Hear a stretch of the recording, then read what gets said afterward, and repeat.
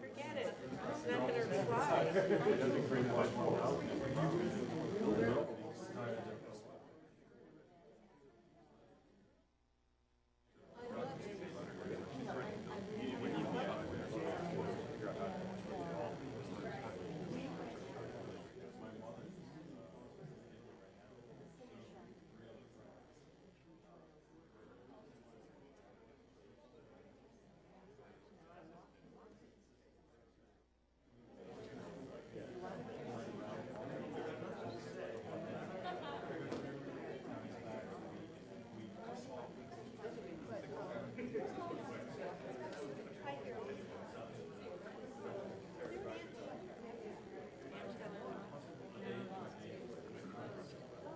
There's a lot of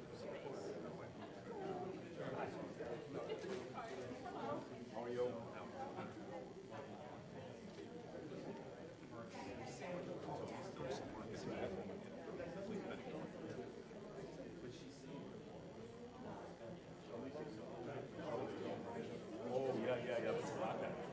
Yeah. Yeah. How you doing? Swimming?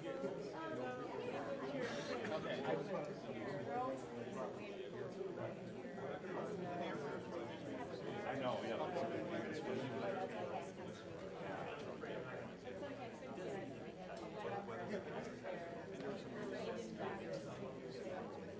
You still going?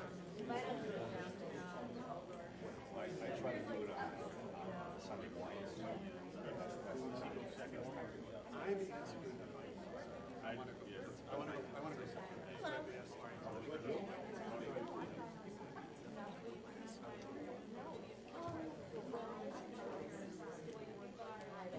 Nope, I guess I'm going.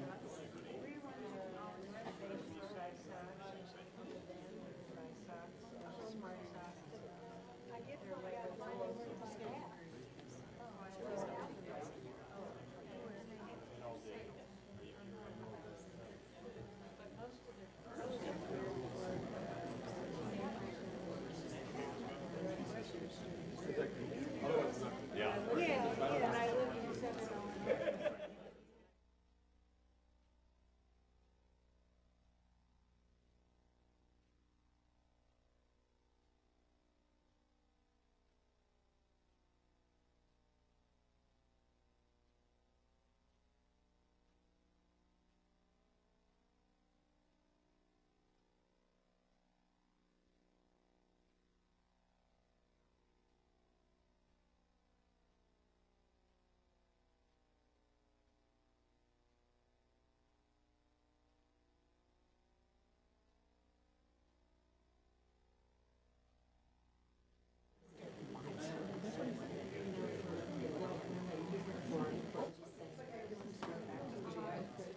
Well, good for you. Congratulations. Thank you. It's got a great color on the inside. I mean, there are so many. There's one. I'm going to speak.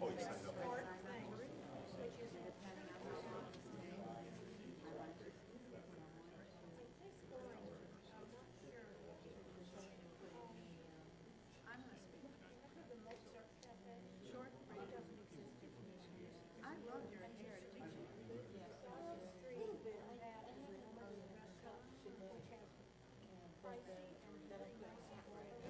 Thank you. Your vision this one is a little longer, and that's okay. Where do you go on the north side?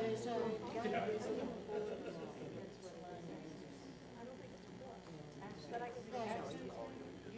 And I know some people work there. They have very nice. Yes. My friend Sylvia. But I admire them.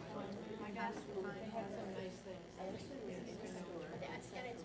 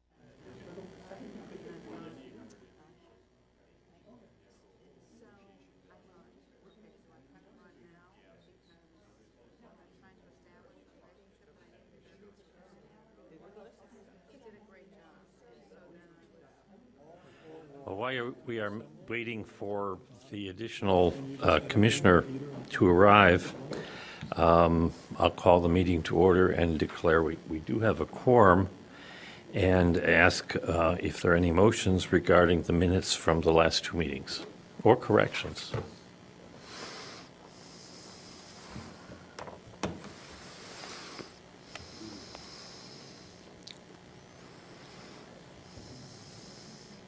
No motions and no corrections.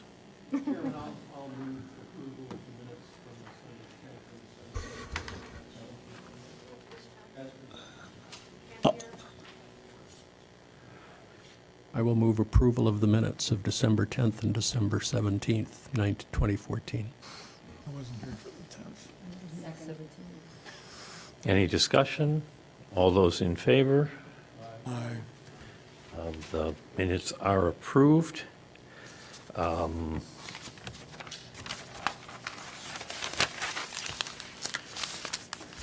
We need to elect an interim chairman for this meeting.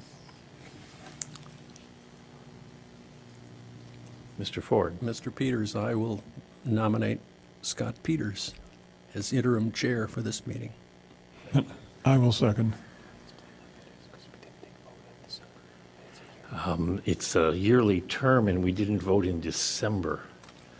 So technically, I'm not sitting here. Any other nominations? All those in favor? Aye. I will act as interim chair tonight. We'll give the other commissioner about another minute or two, and then it'll be 7:15, and we'll just have to start. The first order of business is the continuation of the hearing on the plan development proposed for 1571 Maple, 14 PLND 0118. And we will proceed with two 10-minute arguments followed by two, how long are the rebuttals? 3-minute rebuttals. Just for the applicant, 1 3-minute rebuttal. And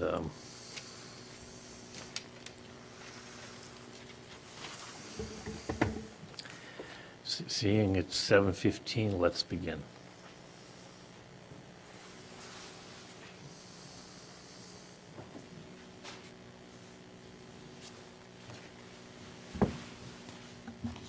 Good evening, Mr. Chairman, members of the Plan Commission. Again, Bernard Citron on behalf of the applicant here today. I appreciate the opportunity to briefly address you on the close of our hearing. We've spent a lot of time, you've spent a lot of patient time hearing this application. That's only part of the time we've spent on this project. We've worked extensively with staff. One of the witnesses on the opposition said to us, well, you never come in with your final plan. Well, we came in with a reasonable plan, a balanced plan, because we did spend a lot of time with staff. We made changes to this plan. Even after the community meeting, we made changes. What we're asking you today is nothing different than what your own ordinance asks you to do, and that is to balance a lot of interests. The city has an interest in economic development. The city has an interest in good development. The city has an interest in providing residential units for different sections, different strata of who lives and who works in Evanston. Property owners have an interest. The property owner in this particular land has an interest in selling his property. The developer has an interest I'm going to in ask doing. you to just stop for a minute. We've only done 1 minute, and so Mr. Bergosi can come in and hear the argument. No issue.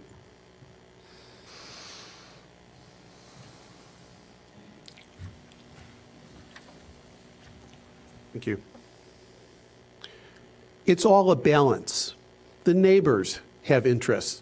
It's all a balance. Unlike the neighbors who would like this to be black and white, because there's a plan that said the building should be this high. That is not the code.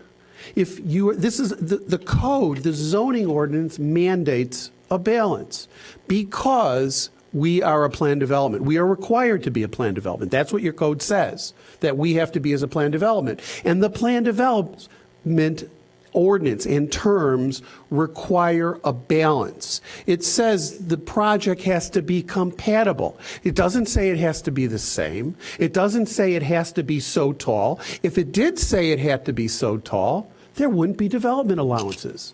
We're somehow penalized for asking for those allowances, even if they allow a better, more balanced building. Why build an 80-foot tall building that spreads across the whole site, where you can build a little taller than that and make a narrow building that has less impact on everybody? That's the balance we're asking for you to approve. That's the balance that the code requires.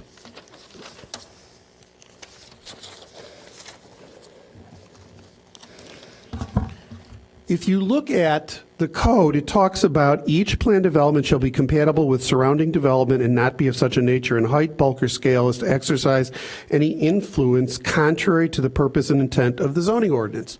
We don't. Our height, where it is on the site, is consistent. It's compatible. Along Davis Street, where it should be lower scale, we're lower scale. The uses match up, comparable to the neighborhood.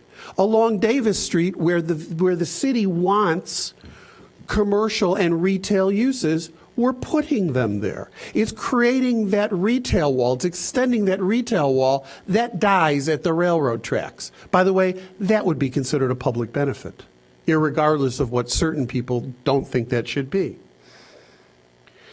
The planned development shall enhance the identity and character of the downtown. We do. We enhance the streetscape. Sparks said we enhance the streetscape. The design of the building enhances the streetscape. It does not overwhelm people walking on Davis. The building does not overwhelm, despite what the neighbors would have you say, the neighbors, because of what we've done. We balanced the development of the site. We turned our building perpendicular to them. We did that from day one. And then we moved it farther away before we ever got here. Why? To have a balance, to try to have the least impact, to show that we can do a development that balances out. You can't make everybody happy. That is an impossibility in urban development, and it's built up. But what we're doing is providing a development that enhances the streetscape. We're doing landscaping. We're adding public parking. By the way, that is a public benefit. It's not required. It is not required. We have public parking that will help the retail users. We're doing a green wall on the other side of the street along the railroad tracks. That is an enhancement of streetscape. Land use intensity is one of the things we have to look at. Now, if we were trying to double the intensity on the site, I think it would be reasonable for people to say we're asking for too much. It's easy to say, oh, you're asking for 30-something%. But let's look in real numbers. We're going from 73 units to 101 units? Thank you. How does that affect the density when our smallest units are 500 square feet or 550? If you look at population density, these are smaller units. Now, they're not for everybody. I wouldn't live in a unit that small. But that's not where I'm coming from now. But other people do. So that is another benefit. We are providing a housing type that even the business people in your community are asking for. If you have a 550 square foot unit that rents for $1,200 a month, the guy who owns, or the tenant, I don't mean to say guy, but the tenant who rents that is probably $40,000 to $45,000 a year income. Where's he working? He's working at the retail that this town has strived to get. He is the manager of the restaurant. He's the manager of the retail store. He's someone just with an MBA working at one of the other entities downtown because he doesn't need a car. That's my segue to talk about parking. We have 100 units with off-site parking. We don't have 1,000 units with off-site parking. We have 100 units. Now today, without our building being added here, over 45% of the people in a 1 mile radius here don't drive to work. That's been proven. They don't drive to work. Now, tenants are intelligent. if you own a car, and more important than owning a car, if you need a car to get to and from work, you will not rent here. People are not going to rent here and suddenly say, God, I have a car, where am I going to put it? They're just not going to do that. Now, if they do need a car because they work in Schaumburg or someplace else, maybe they're split between, someone works downtown, someone works in Schaumburg, those people, you have buildings that will work for them, that have more parking directly on site. So you're already providing for that. This development provides differently. The rents are less than Amley. We are as transit-oriented as you could possibly be, short of building this building on top of the railroad tracks. This is for people who are either walking to work or taking a train. And that's what your code says we should do. We should emphasize that. They can take a train. Now, I've emphasized before this younger people just starting out. And we actually do think that will be most of it. But it's not just them. I'm about to get rid of my car. I live downtown. I live at 13th and Wabash. I do have a parking space, by the way. I'm getting rid of my car. Why? I don't need it. I walk to work. It's expensive to own a car in an urban area. We can go shopping, my wife and I. By the way, I'm 57 years old, so I'm not a kid. I can go shopping across the street. And if I need a car to come out to Evanston, it's a whole lot less money to rent a Zip car. So why should I spend $9,000 a year on a car? Well, and I can afford, by the way, I can afford it. I mean, I'm not trying to say I need this. I'm doing it because it's the right thing to do. But people who are living here, I have a cousin who is 78 years old with her husband who just moved into a residence. They just sold their car. They moved downtown. Why? Because they don't need a car. They walk or they take a cab. And that's what will be here. So again, the fear that somehow we're going to throw all these cars out to public streets is just not fair. Because people who move in here will not move here if they need a car.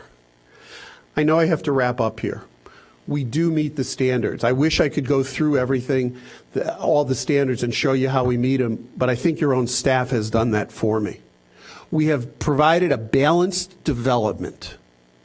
It meets the surrounding area. It provides retail where it should provide retail. It develops a site that has been underdeveloped in the most dense area of Evanston that should be developed.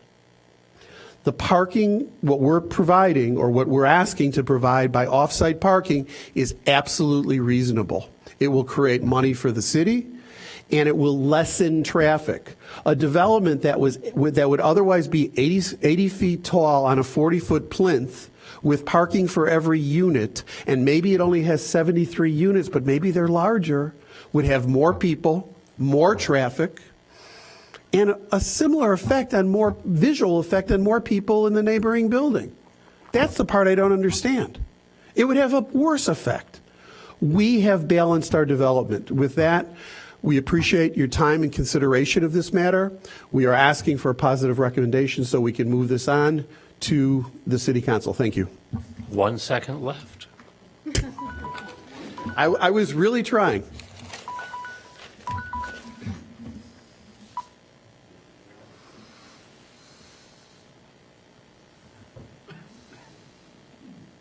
Please don't start that clock yet.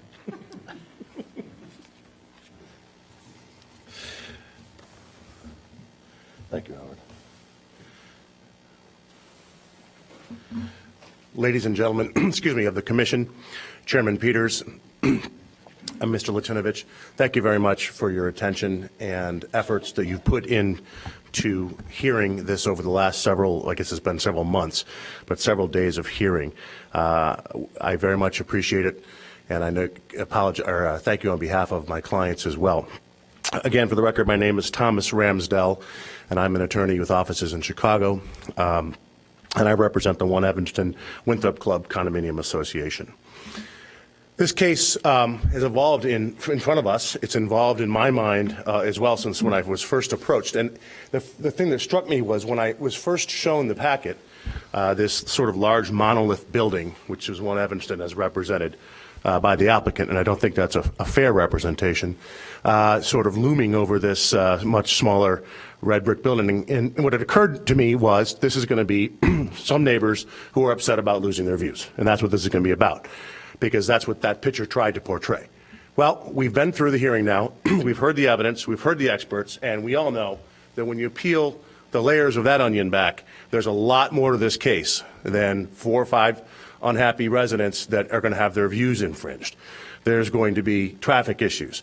There's going to be ADA issues I'm going to talk about. There's going to be a building that actually deters and because of the parking arrangement will make it very uncomfortable for the elderly, handicapped, and women to live in that building. And we start to peel the layers back, and you hear from lots of people who don't live in the Winthrop Club who are very concerned about traffic, very concerned about precedent and other buildings coming in to that block, that an approval by this body and then ultimate by the City Council will encourage in direct contravention to what the idea behind the downtown plan was. If I recall correctly, the testimony at the last hearing was, in fact, that part of the reasoning behind the downtown plan was to prevent that sort of bulk and height and density that the Winthrop Club had when it went through under a very different set of standards. So what this council or this body would be doing is basically ignoring what the city's response to buildings like the Winthrop Club and others. Those were perfectly nice buildings. I believe Mr. Shore or Mr. Opdyke made a comment at the opening about what a nice building the Winthrop Club is. But Evanston decided it didn't want another one like that so close. And that's exactly what I think is before the commission.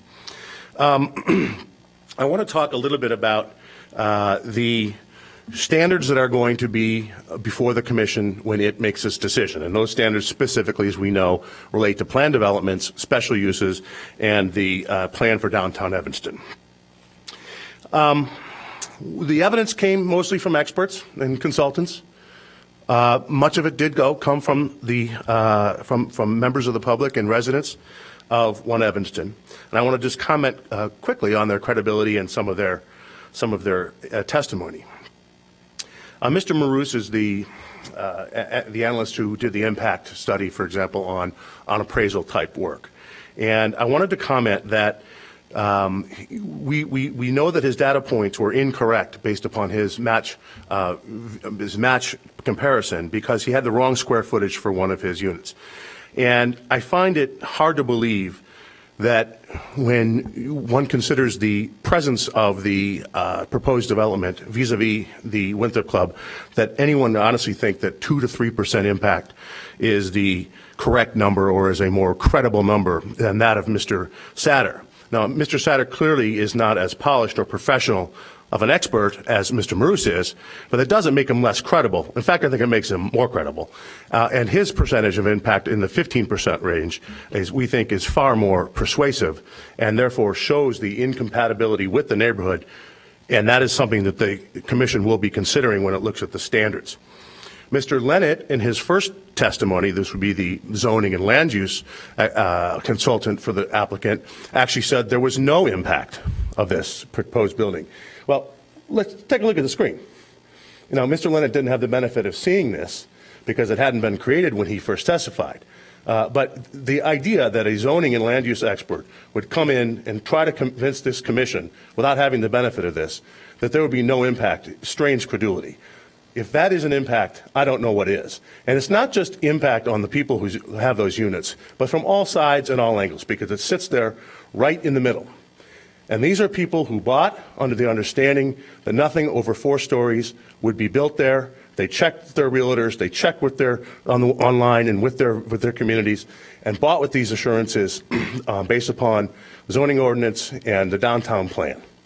And that is impact. And I think Mr. Lennett's entire testimony strains credulity, as opposed to Mr. Krakauer, who not only has been a consultant for Evanston, but testified that this is too much, too intense, and inconsistent with the special use and plan development requirements. I'll hit on them briefly in a minute. The next thing we heard about from Mr. Worthman and something from Mr. Krakauer and a lot from the very experienced people who actually live in this town that commented would have to do with parking and traffic. The parking is over a quarter mile away. And as Mr. Krakauer said, you know, you can talk about measuring as the crows fly, but people aren't crows, they're people. And they have to walk this, and they have to walk it on nights like this, when it's 15 degrees out, or when it's snowing, or when it's raining, or when it's 110. And when parking is a half a mile away, you're not going to have a lot of people choosing it for first choice to pay to go park a quarter of a mile away each way, or a half a mile total on a day. The zoning ordinance requires 142 spaces. 13 are provided on site, 11 of which are public. And the building is proposing to lease 101 of the remaining 129 that are needed. So no matter how you count, they're 28 spaces short.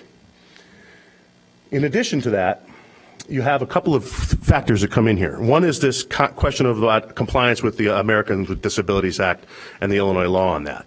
I know that staff has prepared a memo on this. It was submitted as part of the packet. I'm not here to have a legal debate about whether it's right. It's an opinion. I disagree with it. But let's just say, for purposes of this discussion, that the ADA, strict ADA requirement is met. We think that's 5 spaces on site. They've got 1.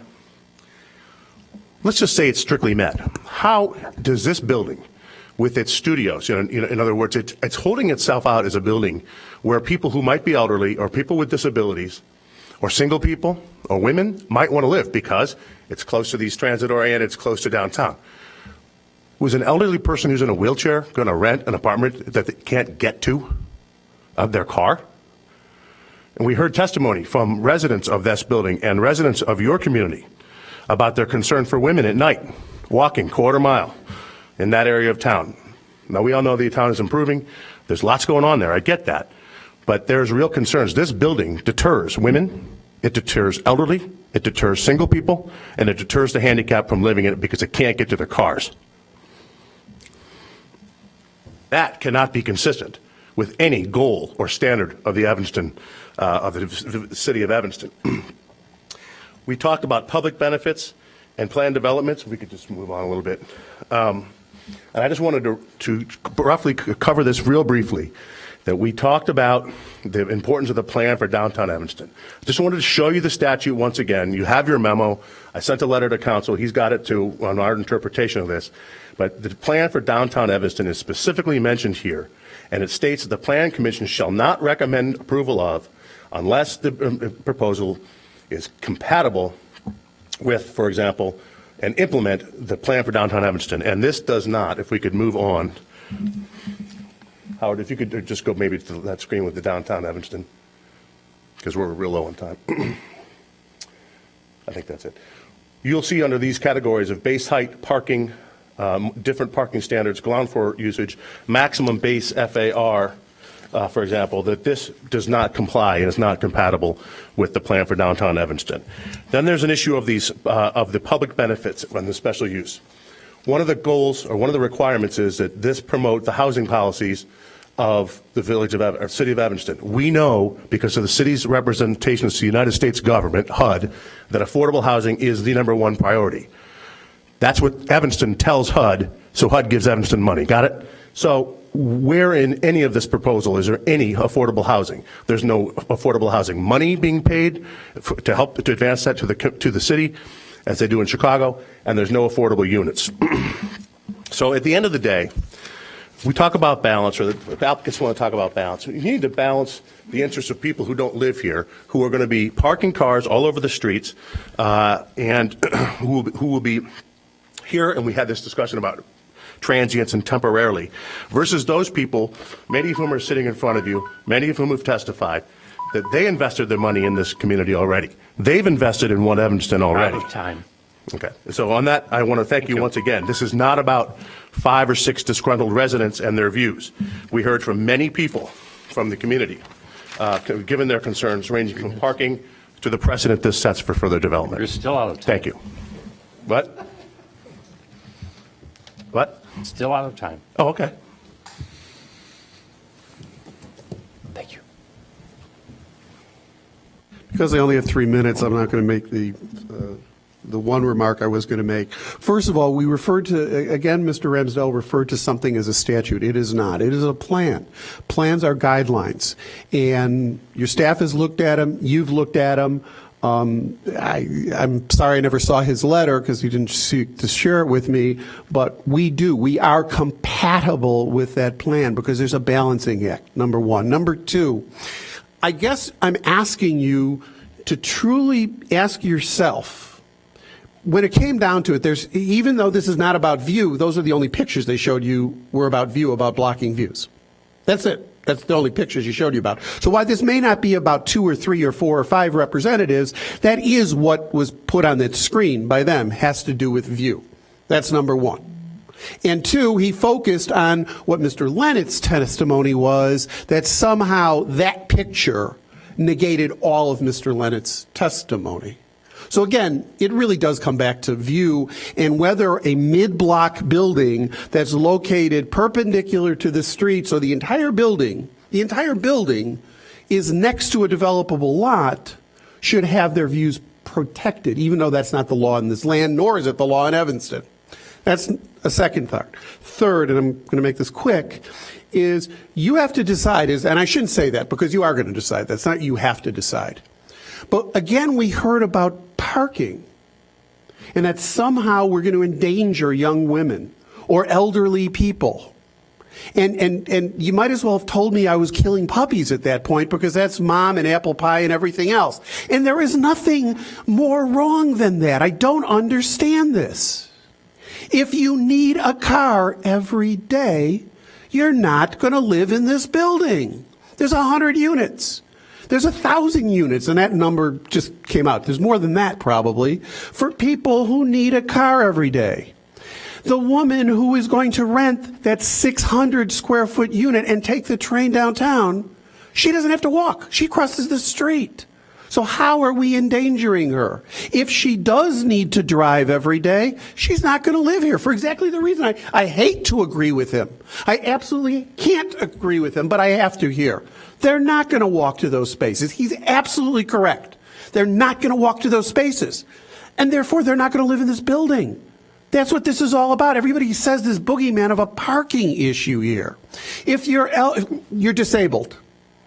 Well, I have people who work in my firm who are disabled. They don't drive. They take a cab or they get a ride with a ride share. That's where most of that is.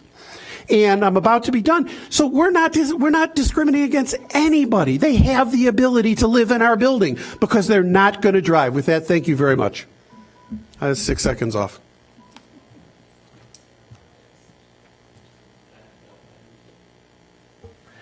That ends the argument, and at this point, the commission will begin to deliberate. The standards require us to make a recommendation to the council, and that recommendation, if conditions are attached to the recommendation, then the standards apply to the proposal with additional conditions. And so it's probably appropriate to start with a discussion of whether anyone wishes to add conditions to the proposal. The staff recommended 11 conditions originally, and I'll just read them to the commissioners because they might have forgotten in all this time. Could you put your mic closer? Maybe I could talk louder. So the first condition is that the 1571 Maple Avenue proposal shall conform to the plans and documents that are attached to the report. The second is that on-site parking spaces open to the public must be available for short-term use with a maximum of 2-hour limit, and that public parking would be from 9 a.m. to 9 p.m., and an on-site management company should manage the parking. The third is a public parking sign should be installed near the on-site parking entrance at Maple. And the fourth is that an electric charging station be available free of charge. Before I go through the other ones, why people still have these fresh in their mind, are these things the commission wishes to? Chairman Peters. Yeah. And over here, Mario, Assistant City Attorney. I just wanted to remind you that we need to close the public hearing at this point. The testimony is closed. Okay. There was a sign up sheet. That's nice. It was sitting out there. Clerical error. Can I give it to you? Absolutely. And so can we submit a written testimony? if No. we want to do that? At the last hearing, it was announced that we would continue the hearing solely for the purpose of taking closing arguments and deliberating. And that's where we are.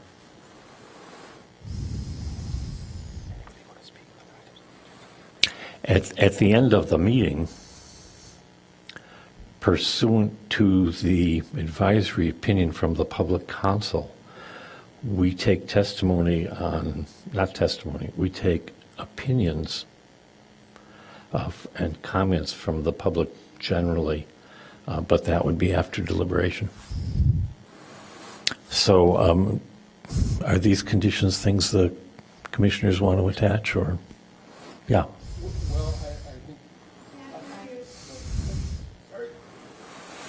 I share the concern that about accessibility and meeting ADA requirements, and it probably applies to these parking amendments in some way of modifying them. I don't. I know staff had an opinion that, to the letter of the code, that parking is where parking is provided, that handicap spaces should be, but the intent, in my opinion, for the ADA is that there be accessibility for the facility and for everyone inclusive, so that the parking in some way, I think, should include ADA spaces on site or accessible I don't sites. believe we can have jurisdiction to alter the ADA requirements as part of a zoning process. And if you'd like to add a condition that the proposal shall comply with the ADA parking requirements, that would certainly be in order. But we cannot ask for providing spaces We can't on-site. reduce the requirements below that required by the ADA. Council, you have to. No, I would agree with that. We cannot reduce the requirements by the ADA at this point. And can we increase the requirements above the ADA? I think we would have authority to do that. That we would. Yes. When we talk about ADA requirements, we're talking about the Illinois Accessibility Code, correct? Yes. Okay. I mean, it seems, I have to assume, Mr. Chairman, that when the Illinois Accessibility Code was written, this situation in which the preponderance of parking for a facility was at a distance was not anticipated.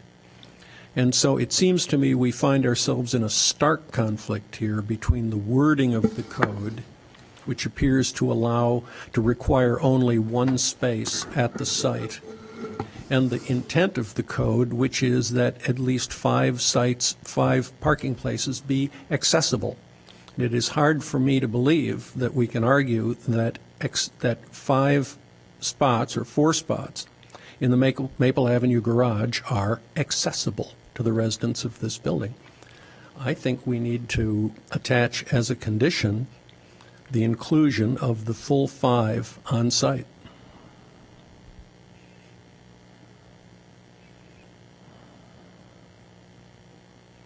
Other commissioners?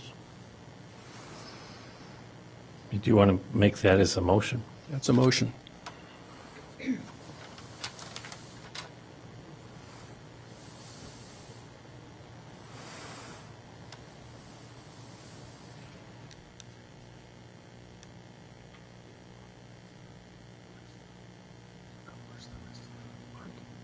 Is there a second? Let's let it die.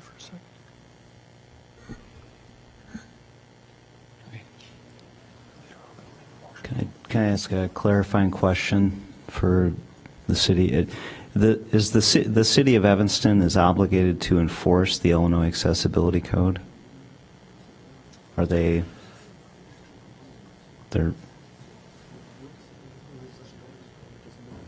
The city is obligated to enforce our building code. There are portions of that that require that the project is compliant with the Illinois Accessibility Code. okay?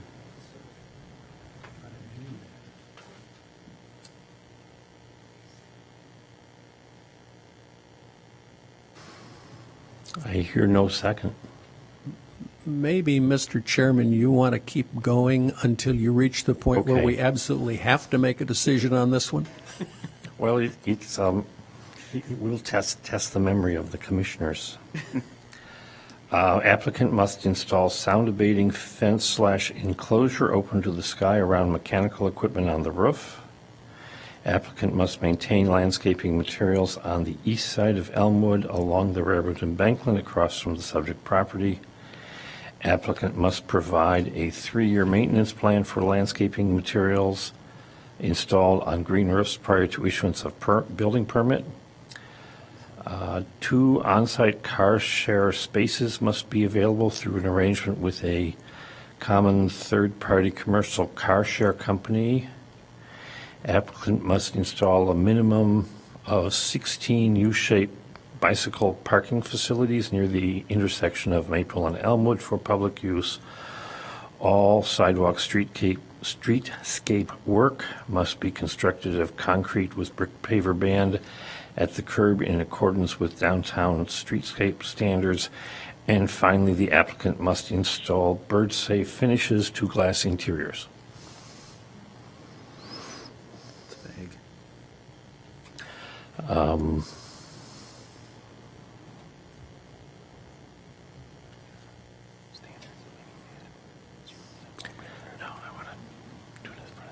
So we have those proposed conditions, which the commission hasn't spoken to, and we have the suggestion that there be a condition in addition of a minimum of 5 ADA accessible on-site spaces.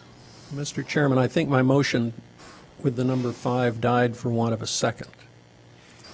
So, I'm not sure that's, and that may not be a bad idea. is there any discussion of any of these standards? I had one question regarding the sound mitigating enclosure for the mechanical system. That's also,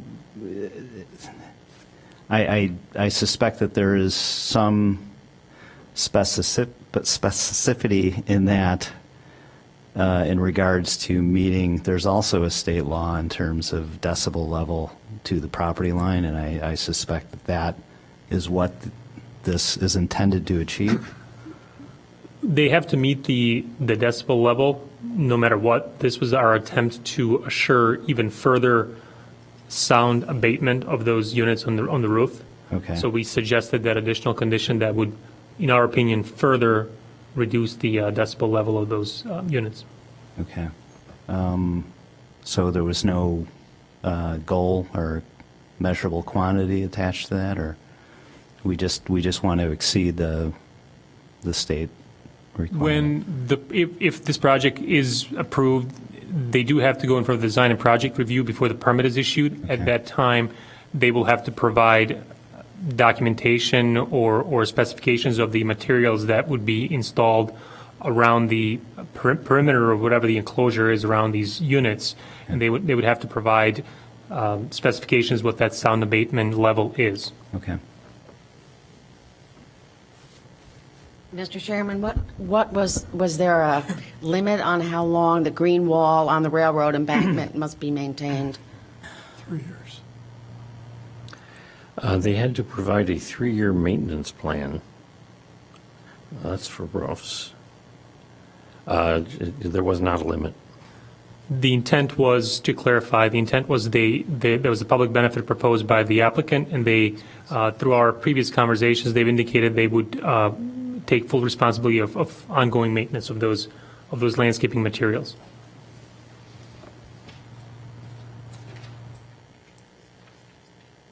Mr. Ford? Mr. Chairman, can I take another crack at the ADA problem? Absolutely.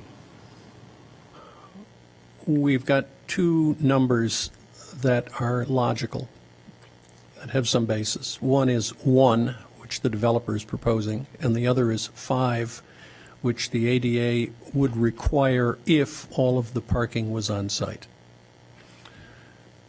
We have a limited number of parking spaces available on the site, and that's a matter of how the site's configured, and there's probably not much you can do with that, in which we want to include some room for visitors, some room for the neighborhood, a couple of car share sites.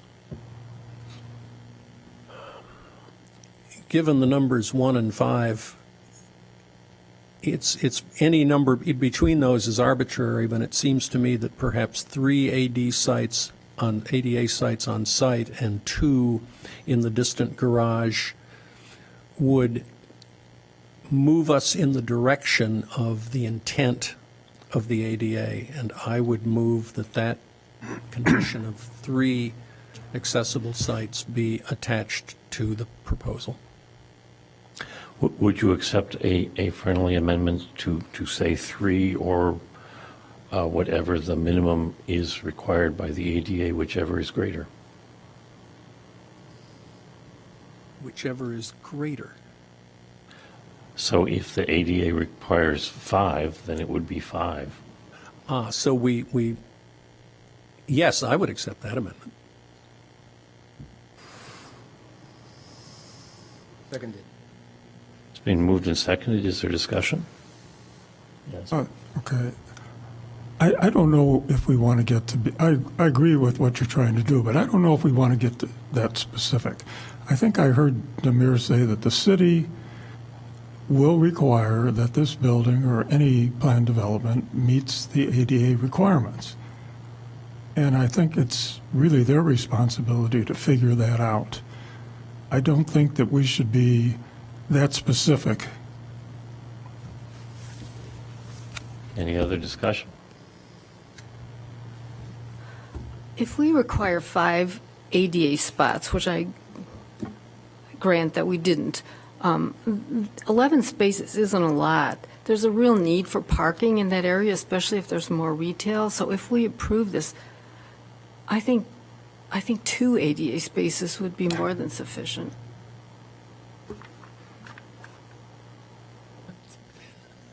There may be people who, you may not have people needing ADA spaces moving into this building, and then you have 5 spaces Yeah. sitting there with no one. unoccupied and not generating revenue.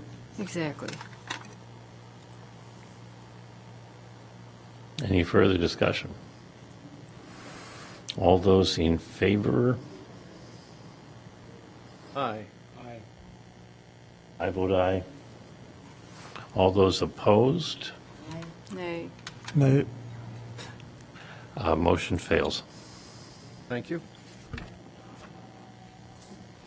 Do you wish to, are there any motions with respect to the staff's recommended standards conditions, or are there other conditions?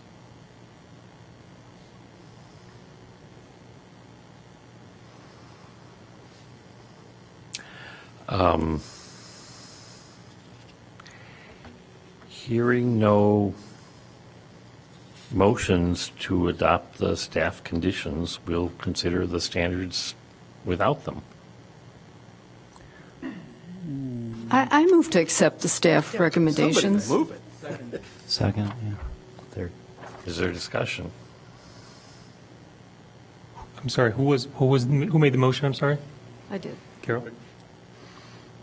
And seconded by Mr. Pigozzi? Sure, thank you. Thank you.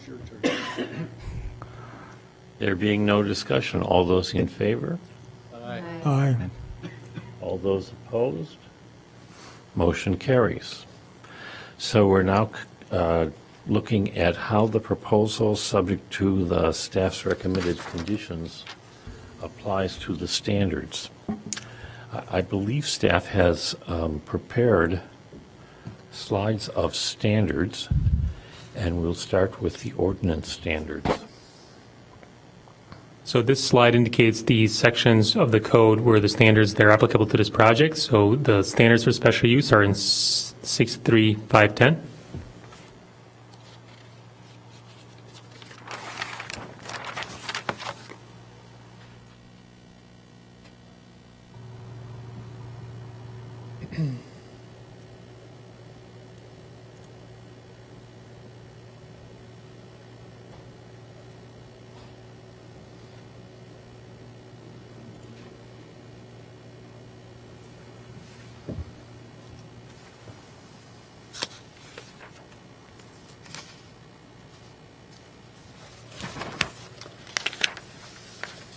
Can you make it bigger? This is as big as it goes, I'm sorry.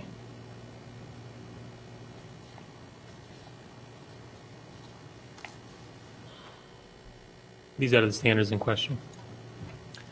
Too small. We have these in the staff memo, don't we? Mostly. What is B? That's as large as it gets, I'm sorry. Can you get rid of the left column?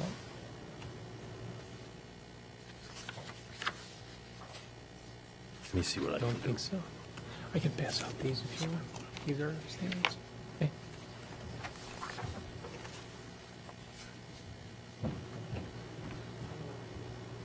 I think I have it out. I've got it.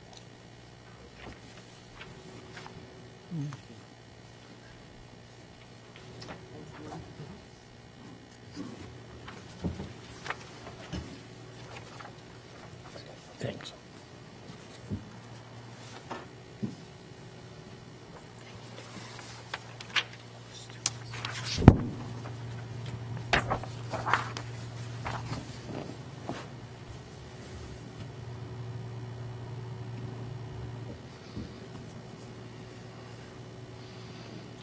So we'll start with the standards for special uses.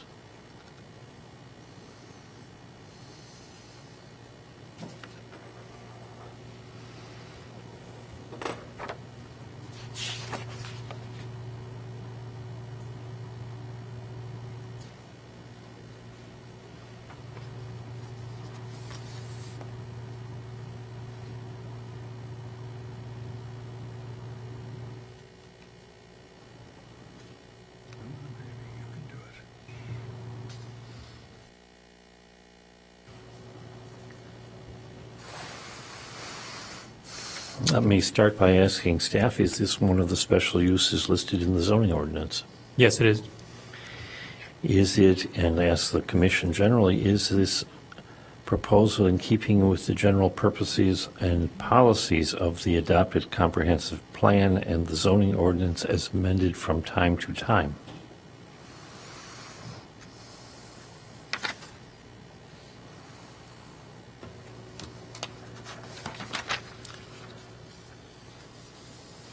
The purposes and intent are set forth in 6-1-2, and they include promoting the public health, safety, comfort, morals, convenience, and general welfare.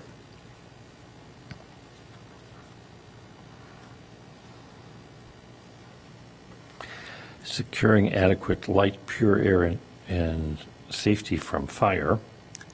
Conserving and enhancing the taxable value of land and buildings throughout the city, dividing the city into districts and restricting or regulating them, minimizing or lessening congestion in public streets, preventing overcrowding of land by limiting the height and bulk of buildings, establishing and regulating setback lines, regulating the intensity of lot areas, and regulating the open spaces between and among surrounding buildings, prohibiting uses incompatible with the character of established zoning districts, which in this case would be the existing districts, and encouraging preservation and enhancement of natural resources. Mr. Chairman, recognizing that some of those statements of purpose and intent are subject to further consideration under the standards, the other standards for special uses.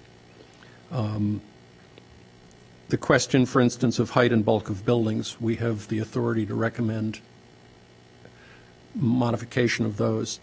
Minimizing or lessening congestion, that's a point of discussion that we will have under another point. I would suggest that, given that, this proposal does meet the purpose and intent. Any other comments on that standard? The second one is, it is in keeping with the purposes and policies of the adopted comprehensive general plan. I did that.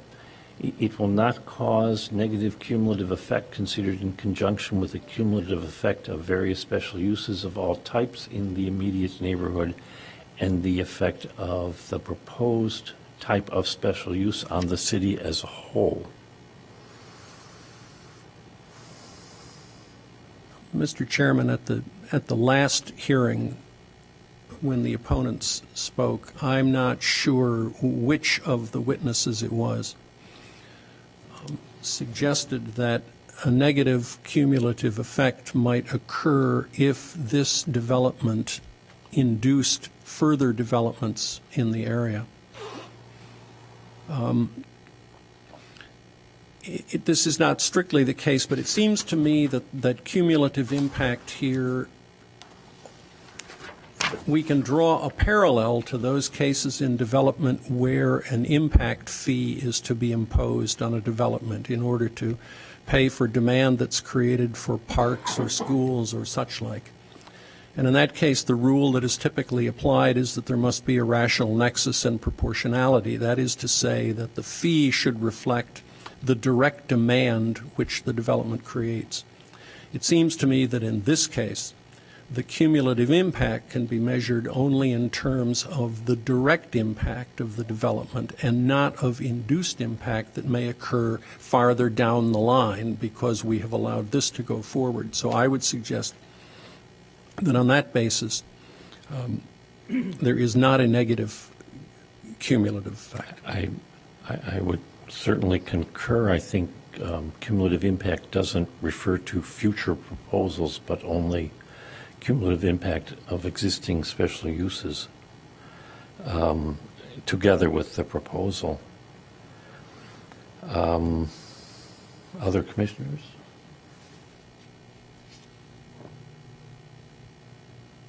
It does not interfere with or diminish the value of property in the neighborhood.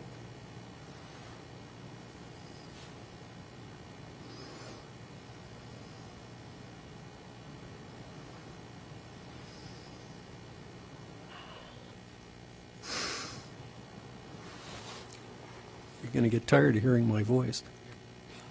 What struck me in both the proponent and the opponent's analyses of property impact was that they looked only at the impact on the property in Evanston 1 Evanston. And it seems to me that we need to consider the question, what will be the impact on property values in total in the neighborhood? Now, using the argument about cumulative impact is a two-edged sword, and I want to use the other edge. If the fear is that this project will induce further development, that seems to me to say that it will induce increased property values. That is to say that the site on which Benison sits will become more value for high residential development than for low bakery use. So that I would suggest that it is probable in total that the effect of this project on property values in the area, potential or actualized, will be greater rather than less, recognizing that some of the owners in 1 Evanston are probably going to lose some value of their property. Other commissioners? If we take this standard and assume that it prevents any construction which would obstruct someone's view, then the vacant site would need to remain vacant. Because if it's not obstructing the view of the people at 1 Evanston Place, it's obstructing the view of the people on the corner of Elmwood and Davis. I do not believe that's the intent of the ordinance. If it were the intent of the ordinance, it would be an unconstitutional taking. So I think it's a comparative standard, comparing this proposal to what could be built.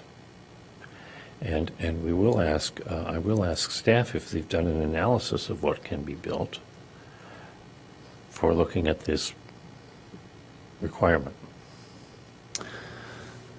There are a number of scenarios. I mean, it's impossible to foresee all possible design solutions on this site, but without going into further detail, I think both the applicant and some of their witnesses, and then some of the public have addressed the concern about a building that would be of 85 feet high, which the code allows by right.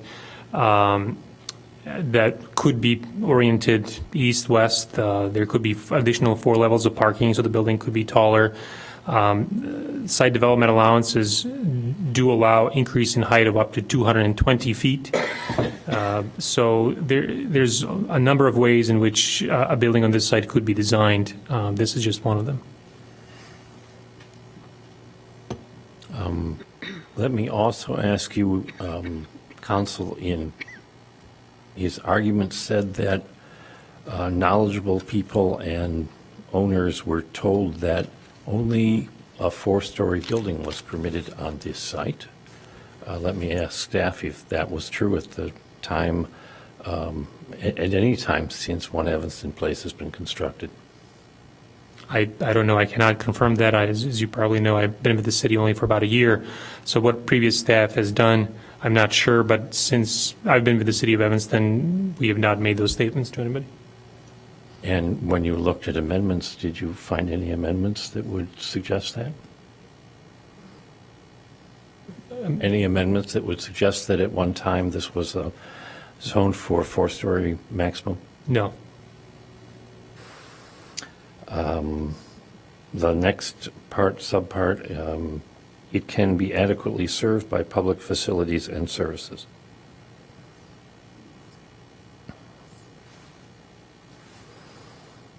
Did the Staff? This is one that staff reviewed as part of the site plan. We do believe so, yes, that's correct. It does not cause undue traffic congestion.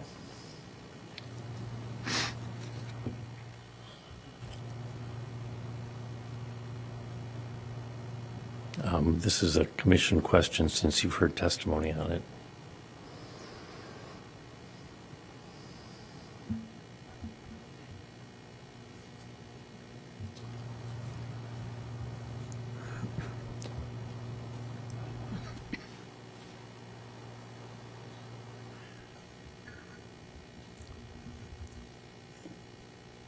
I suppose, Mr. Chairman, the question here is undue where?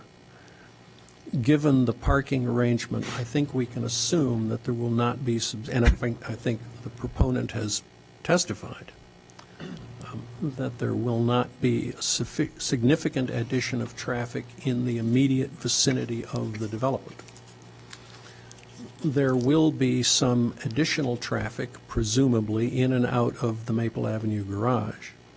The location of the Maple Avenue garage, I don't know what the level of service is like at that intersection now, but that is a fairly large intersection on the east side of the Maple Avenue garage, and I would guess that the number of cars from this project going in and out on a day will not substantially increase congestion. The next standard is it preserves significant historical and architectural resources. I believe there are none to preserve. Similarly, it preserves significant natural and environmental features. I don't believe we have any of those on the subject property. It complies with all other applicable regulations of the district in which it is located and other applicable ordinances except as they've been modified through the plan development process. The proposal does not seek to vary anything that is not specifically specified.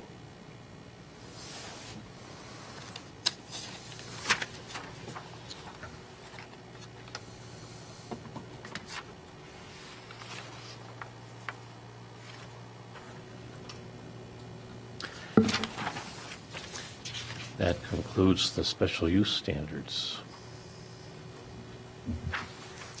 Do you have a slide for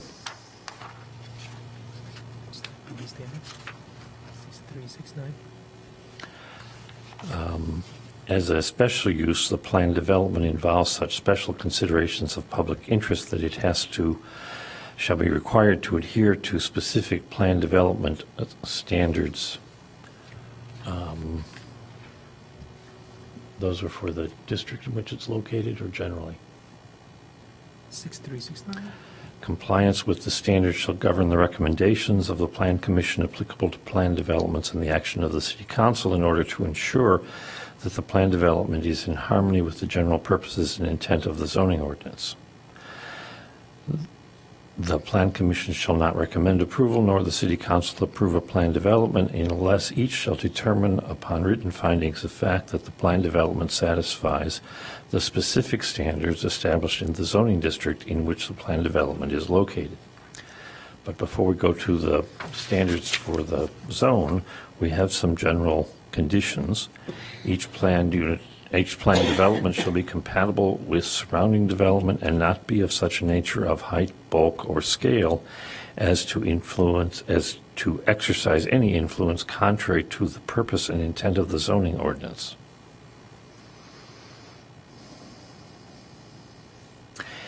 As set forth in 6.1-2.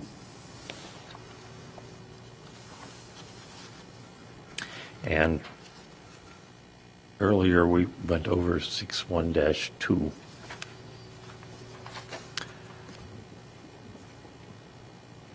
And then there's a provision for property listed as a landmark which doesn't apply. Each plan development shall be compatible with and implement the adopted comprehensive general plan as amended, any adopted land use plan or urban design plan specific to the area, this zoning ordinance, and any other pertinent city planning and or development policies in terms of, and there's a list, land use intensity,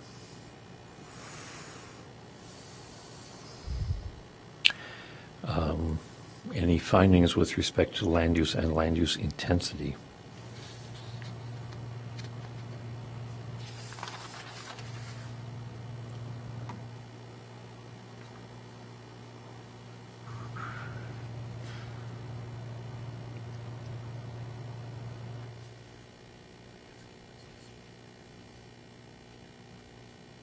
Just give me a moment to find my notes.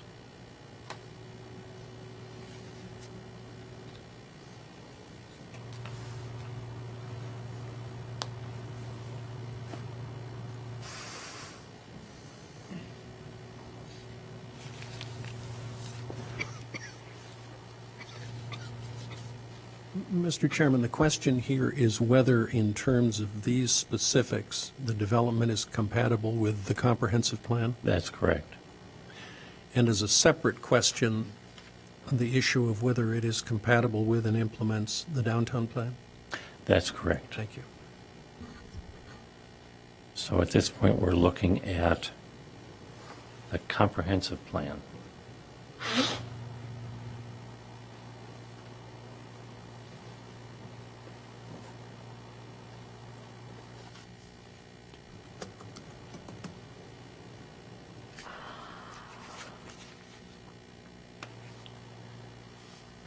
In their memo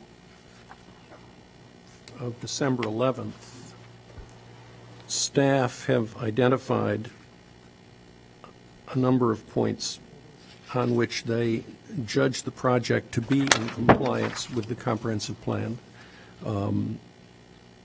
this was an issue of, this is a question of professional judgment, which I think they need to make. That it improves the economy, convenience, and attractiveness of Evanston, maintain a high quality of life within the community, and infill development that will generate new property and sales taxes, design of the building minimize the impact on the adjacent building, the proposal transit-oriented development. I won't go through all of what the staff has said, but I find their argument adequate to answer this question. In addition, the comprehensive plan calls for mixed-use development, commercial development, and development, essentially transit-oriented development. It calls for new and unique solutions to parking in the portion of the comprehensive plan dealing with the downtown area, has that wording.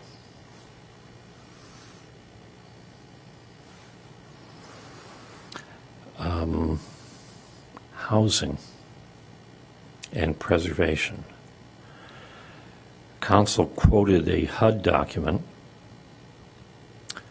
and that was a document relating to federal funding,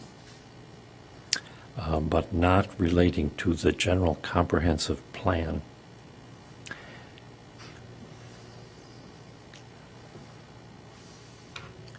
The general comprehensive plan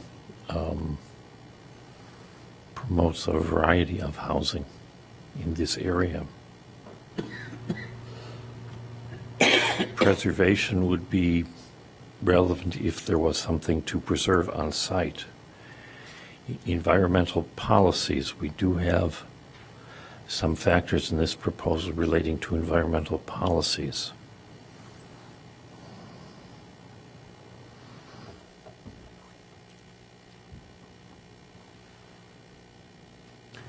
The rest of you can talk. You're doing a good job. With respect to environmental, they're offering us the green roof and LEED certification.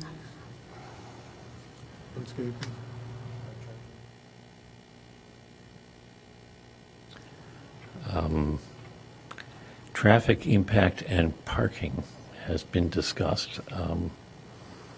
Anything else to add with respect to traffic impact and parking?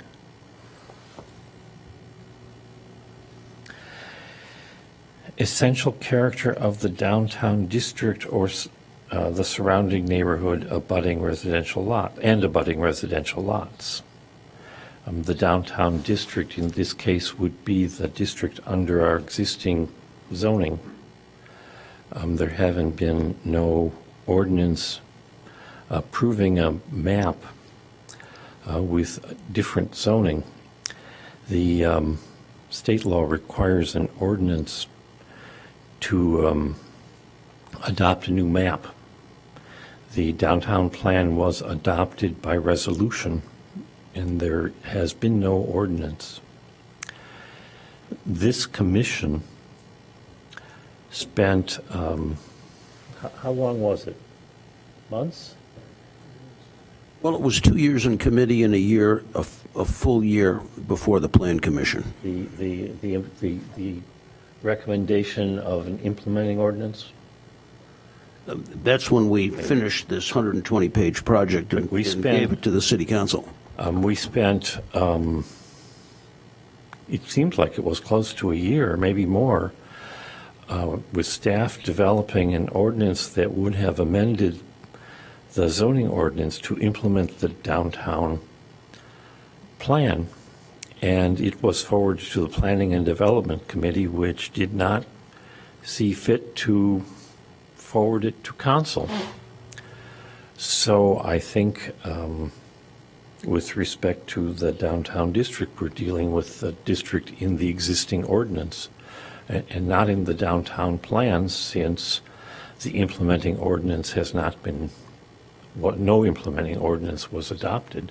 No map was passed by ordinance.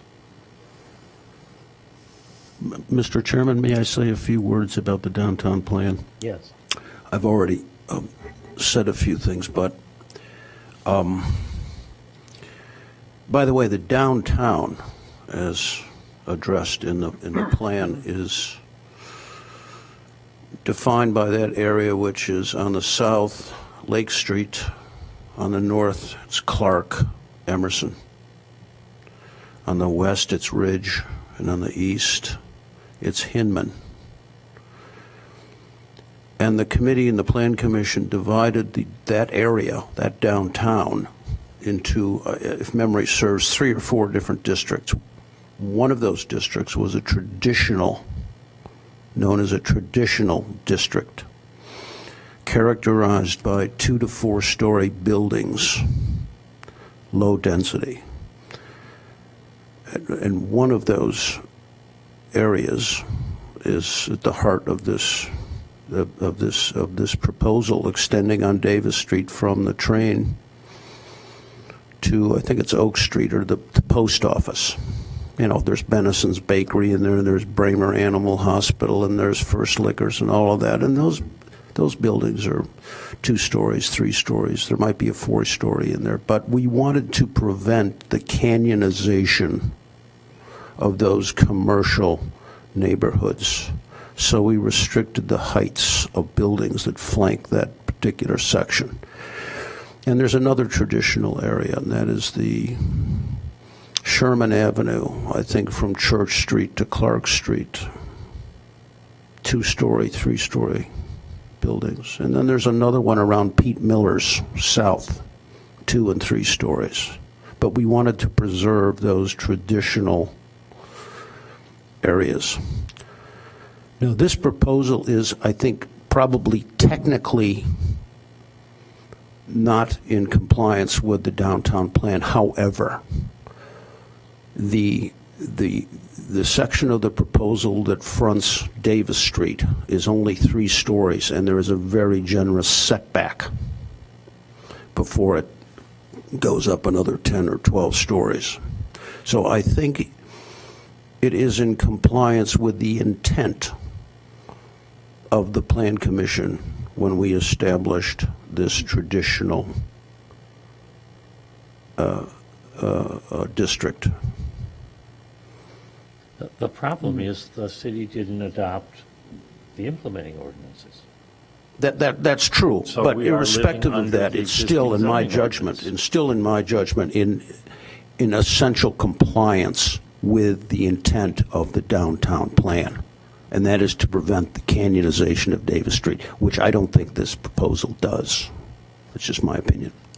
Mr. Chairman, recognizing that the city did not adopt the implementing ordinances, the fact remains that the current zoning ordinance says that, is it a special use or a planned development? I forget which. I believe it's planned development.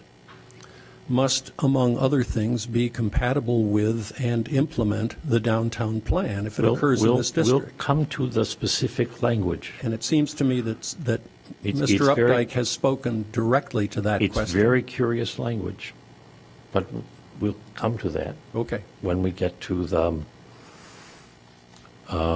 regulations applicable to the district. Conservation of taxable value of land and buildings throughout the city and retention of taxable land on tax rolls. And here we have testimony in conflict. Mr. Ford has spoken to this already. No, I don't think we have testimony and conflict at all on the question of the impact of this project on the tax rolls, do we? I guess there was a suggestion that some units in Evanston 1 Evanston, would decline in value, and that therefore, to that extent, the tax rolls would go down. But the standard appears to look at more than just the units. Exactly. Yes.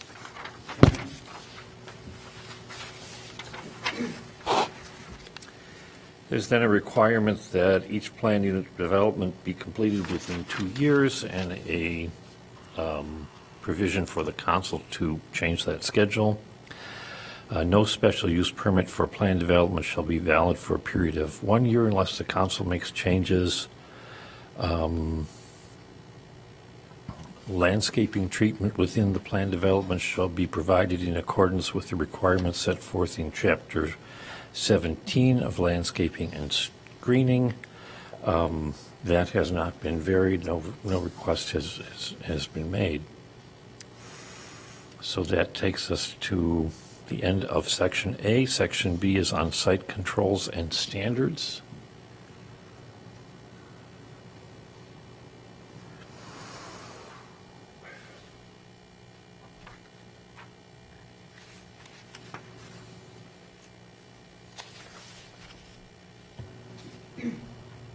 And we have a list, starting with, boy, it's really hard to make that out. For all boundaries of the planned development immediately abutting a residential property, there shall be provided a transition landscape strip of at least 5% of the average depth of the lot, or 20 feet, whichever is greater, consisting of screening, fencing, vegetative screening, fencing, decorative walls, in accordance with the Manual of Design Guidelines and Chapter 17, Landscaping and Screening. The transition strip and its treatment shall be depicted on the landscape plan. I'll ask staff to speak to whether that. Staff believes the proposed layout of the site does comply with the site controls and standards outlined under subsection B. Walkways developed for plan unit development shall form a logical, safe, and convenient system for pedestrian access to all project facilities, as well as any off-site designation likely to attract substantial pedestrian traffic. Pedestrian ways shall not be used by other automotive traffic.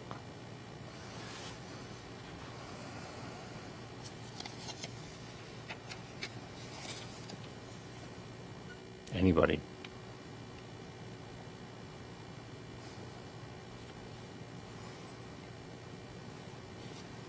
So you've seen the site plan. Was there a logical and safe, convenient system for pedestrian access? This condition applies to much larger developments, and here we have pedestrian system on the exterior edge, which I think complies. The vehicular access point shall be designed to permit smooth traffic flow with controlled turning movements and minimum hazards to vehicular and pedestrian traffic. The planned development employs local streets within the development. Said streets shall not be connected to streets outside the development in such a way as to encourage their use by through traffic. Here we do not have streets inside the development, so we are left with whether the access point is designed to permit smooth traffic flow. I believe the testimony was that's why access is to the parking was provided off Maple. Off-site. The planned development shall provide, if possible, for underground installation of utilities, both in public ways and private extensions thereof.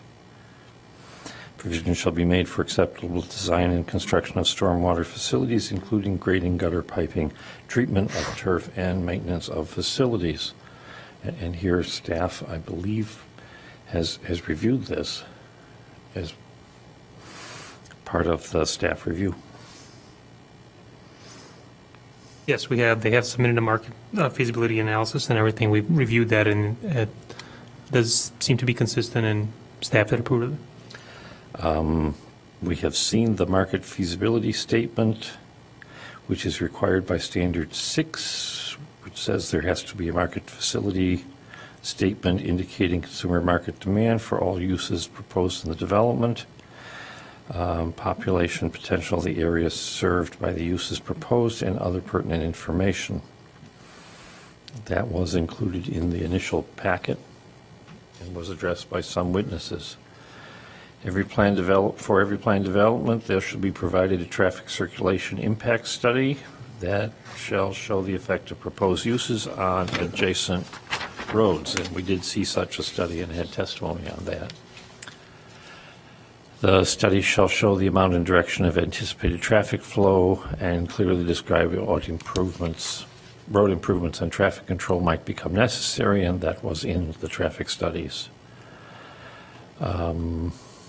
That concludes the general plan unit development standards and brings us to 611-110 plan developments standards for the D1, D2, D3, and D4 districts.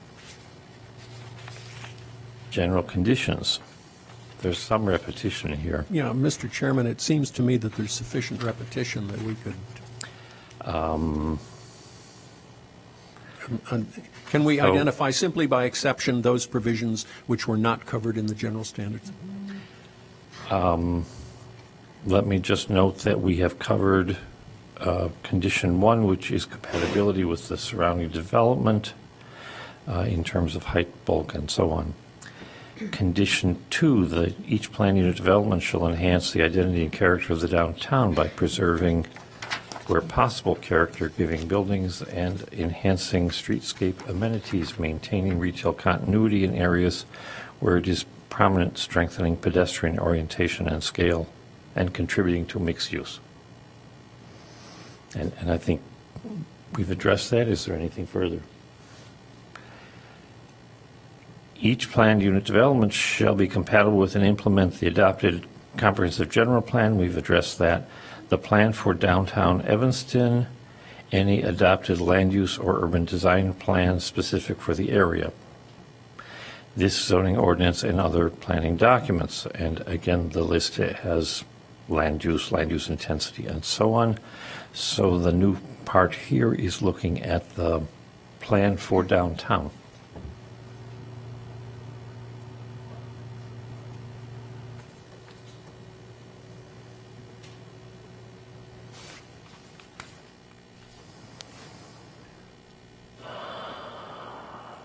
Is this the place where it specifically references the downtown plan? This is the place. This is the place, okay. Mr.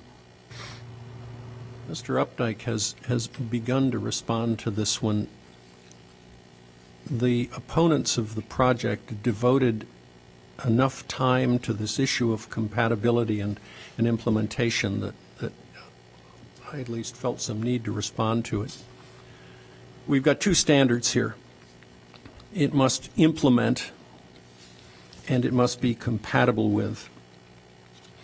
As to implementation, in their memo, the staff have argued that the development contributes to the achievement of the principal objectives of the downtown plan, recognizing that those objectives are advisory and not statutory.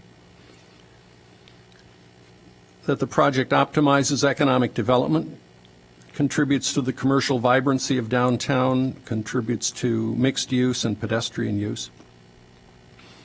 They have argued that protect and rehabilitate character-giving building structures and sites is not applicable. I think technically that's the case. One might hope that this project would encourage the owner of the property on the corner, which is remaining in place, to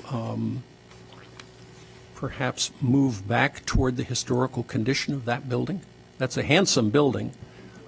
If it were in its native brick, from my judgment, it'd be even handsomer.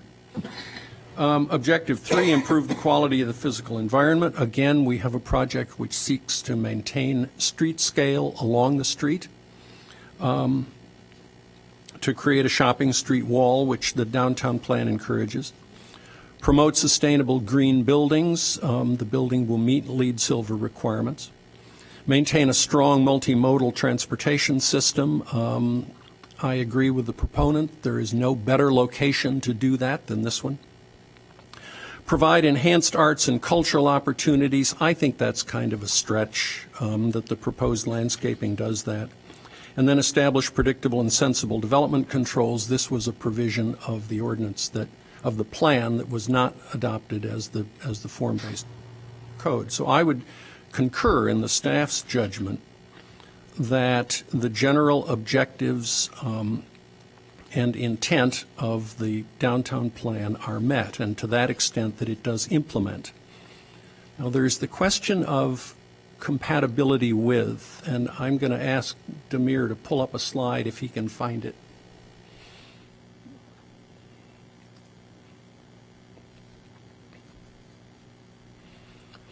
While he's looking, in thinking about this, I was thinking about the relationship between compatibility and consistency. It seems to me that compatibility is a slightly lower standard than consistency. Mr. Webster says that compatibility is the ability to exist in harmony with each other. And so the question is, will this development be in harmony with its surroundings? Now, what we have here is a map not adopted by ordinance, which was included in the downtown plan, and Stuart made reference to this. If somebody's got a pointer and can point a red dot, how do I do this? Just push the button? Am I getting a dot? Try this button. Demir, point a dot where the development is. Down a little. There you go, right there. Now, the green zone above that dot is the one that Stuart has referred to as the West Traditional Zone. The yellowish zone to the south of it is, I believe, called the West Core. Evanston 1 is in the very northwest corner of the West Core, and the proposed development is in the very southeast corner of the West Traditional area. And I suspect that that line was drawn because 1 Evanston was already there. Mr. Ramsdell, in his comments, interpreted the adoption of the plan as an attempt to prevent the continuation of that kind of density. And I think I paraphrase him correctly. He said that so there would be no more Evanston 1s in that part of the city. Well, if you look at the standards for the West Core District, 1 Evanston now occupies the northeast corner of that. The southeast corner is occupied by a locksmith and the Bodie Studios and a bank. Under the plan, as proposed, had it been adopted, the base permissible height in that zone would have been 160 feet. And the permissible height with allowances would have been 190 feet, which is to say, if the plan had been adopted as presented here, I could put a building on the Bodie site half again as tall as 1 Evanston. And I can't imagine what the people on the south face of 1 Evanston would think of that.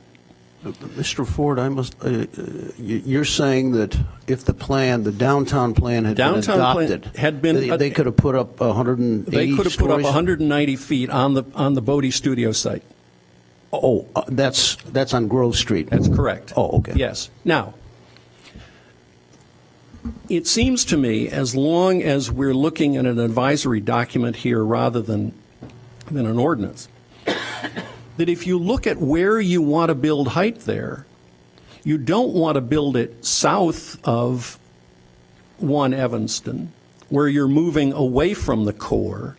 If anything, you want to build it north of 1 Evanston, where you're moving toward the core, if you're going to build height in that part of the city.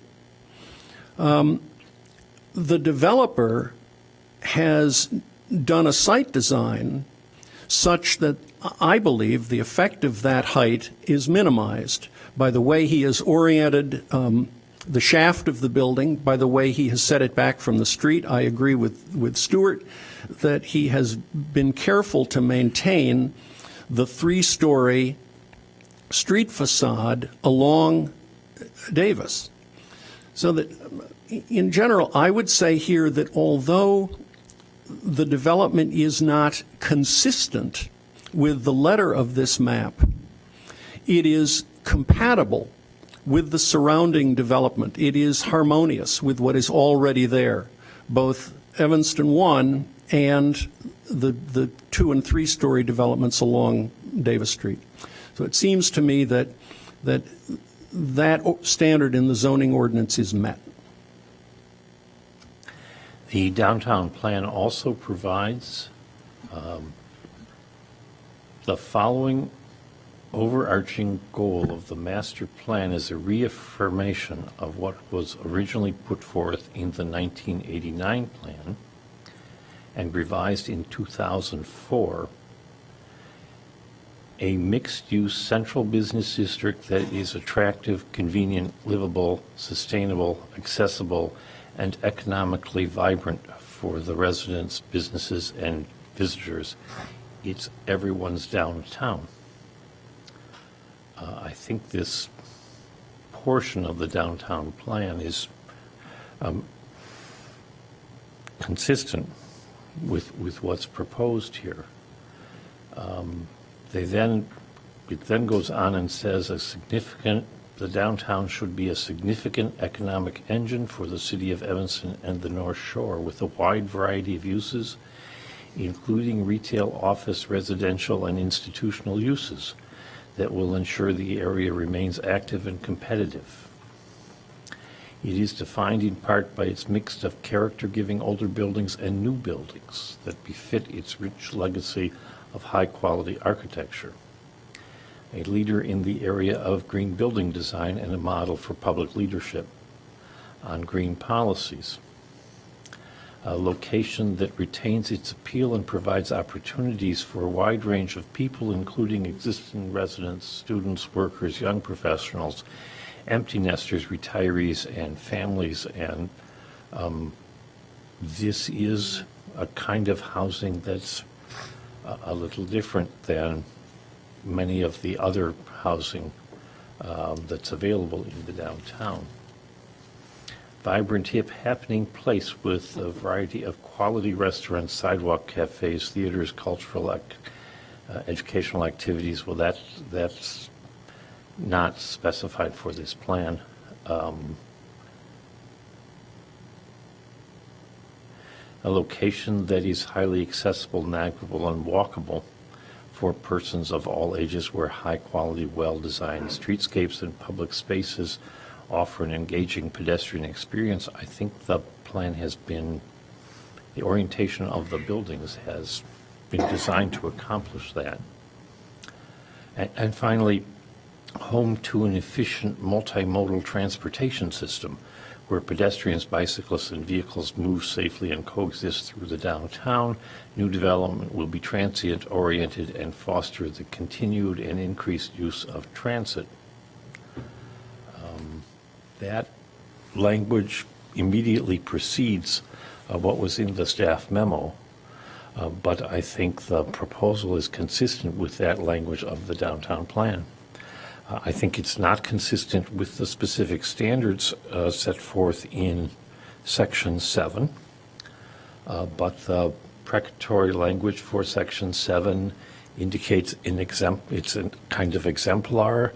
And for Section 8, the language indicates it's an example of a form-based code and needs to be implemented by ordinance. It was not implemented. And the ordinance suggestions in Section 7 were not implemented. And therefore, I don't believe they are effective until the City Council is willing to look at that issue. But lots of other language, particularly in the first 5 sections, this plan is consistent with it. So I think the record shows, if you do a close reading of the downtown plan, that there is consistency here. The legislative history for the downtown plan occurred in the planning P&D committee. And essentially the city staff, the consultants, the aldermanic chairman of P&D all made statements that the specifics of the proposed new zones, some proposed expenditures, and form-based zoning were not implemented by adoption of the plan. And so on that basis, on the basis of the case law and the wording of the plan, I think we have consistency with those portions of the plan that are general and don't require an implementation ordinance. With respect to those parts where the plan says, Section 7 starts by saying this is a critique of the existing zoning and a new ordinance needs to be adopted. That may or may not be true, but the council hasn't adopted one. So leaves me sort of in a, I spent a lot of time trying to figure this out.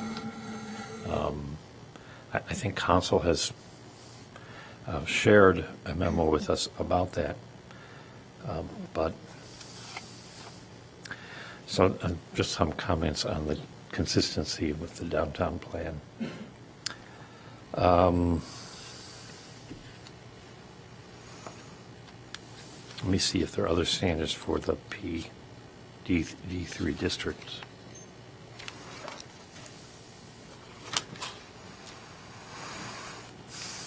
That we haven't covered.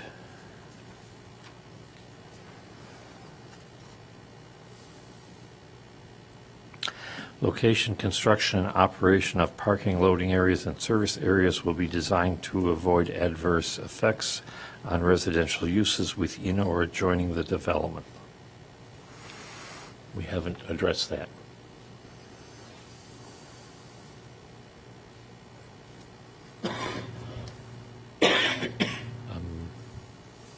Do you want to address that? You look ready. Sure. But it appears clear that the loading is accessed from a street that has no residential functions on it, and that the parking is adjacent to the areas that it needs to service, which is the commercial zones. Can you turn on your microphone and say that It again? is. Okay, so I think it's clear that the loading was positioned in such a way as to be in a non-residential area off of, I believe it's Elmwood, along the tracks, and that the parking is positioned well to where it needs to be, servicing the commercial that it's proposed for. I think that brings us through all of the special requirements for the D3 district that we have not already addressed. And that brings us to site development allowances, if I'm not correct. And that's in section 6-3-6-5. And it says, subject to the specific standards and limitations established for planned developments in each district, that's what we've gone through, the Plan Commission may recommend approval of, and the City Council may grant site development allowances for a planned development relative to the following features. And we might as well only talk about the ones that are asked for here. Demir, do you want to point out what's asked for here? And this slide indicates the development allowances sought by the applicant. There are a total of 7 of them. The number of dwelling units, they're proposing 101, where per code they're allowed 73. Per code, there's no maximum there. Height, the by right allowance on this project would be 85 feet. The proposal is for 133.3 feet. The code does have a provision in there for a maximum site development allowances of a height of up to 220 feet. they're within that. Number of parking spaces per code would be 142 required. As has been discussed, on-site parking spaces, there are 11, 2 car share, and then 101 off-site. FAR, per code, they're allowed 4.5. They're proposing 4.8. That's another one that there's a maximum in the code. That would be 8, so they're well within that. And then the setbacks, the ziggurat side yard setback, that would be the setback of that portion of the building that's over 42 feet in height. And from the north property line along Davis Street, the requirement is 40 feet. They are at 24 feet. So that's the side development allowance. Then the ziggurat setback on the side yard from the east property line along Elmwood Avenue, requirement is for 30 feet. They're proposing 40 in one part of the building. Other portions of the building are more than that, but that's the closest point of the building that's over 42 feet along the east property line. And then finally, the side yard setback from the northwest side property line is, the requirement is for 25 feet. They're proposing 9.75. Those are the required or requested side development allowances. And those are all listed in 6-3-6-5 general requirements. I should point out one correction. Excuse me, Lori Pearson, Planning and Zoning Administrator. Demir, I think you meant 4 feet under the ziggurat side yard setback along Elmwood. Just wanted to clarify that for the record. It's 4. What did I say? I'm sorry? 40. 4, correct. Thank you. I apologize. The public benefits to the surrounding neighborhood and city as a whole that are intended to be derived from approval of planned developments include but are not limited to, and there follows a list of 8 things. Use of design, landscape, and architectural features to create a pleasing environment or other special development features would be relevant here. Provision of a variety of housing types in accordance with the city's housing goals. This is certainly a different type of housing than we have downtown. We have no blighted structures involved. Business, commercial development to enhance local economy, strengthen the tax base. Silver higher lead. And those are listed as some of the public benefits.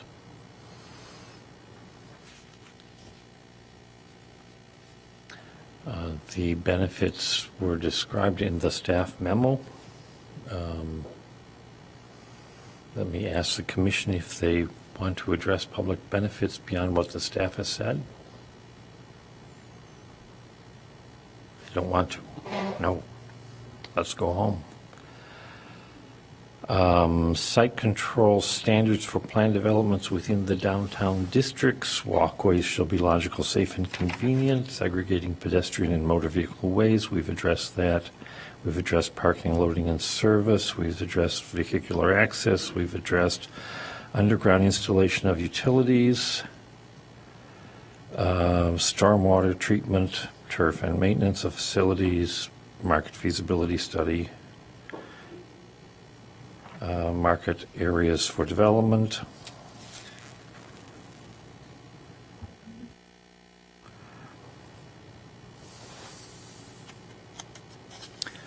Those have all been addressed previously. Are there any other standards that I have managed to leave out or have not repeated a sufficient number of times?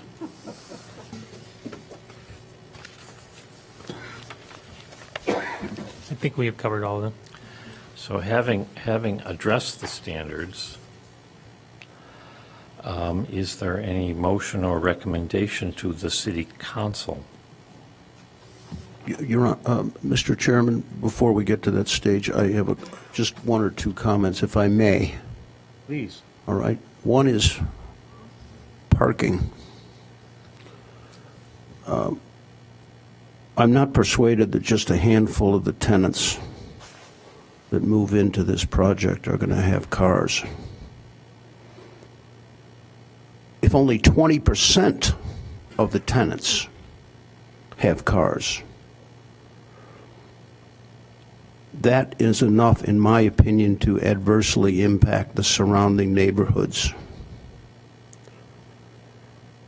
where finding a parking spot currently is a real challenge.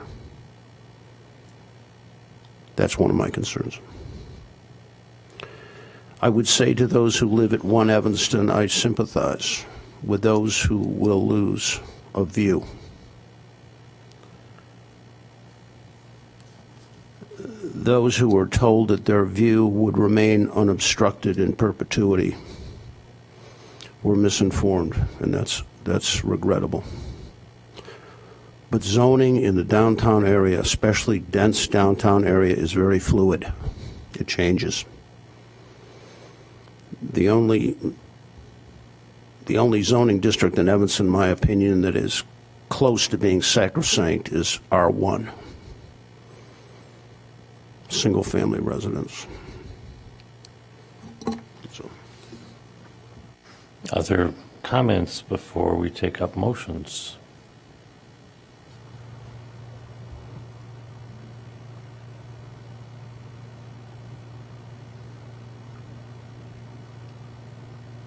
Hearing no comments, are there any motions?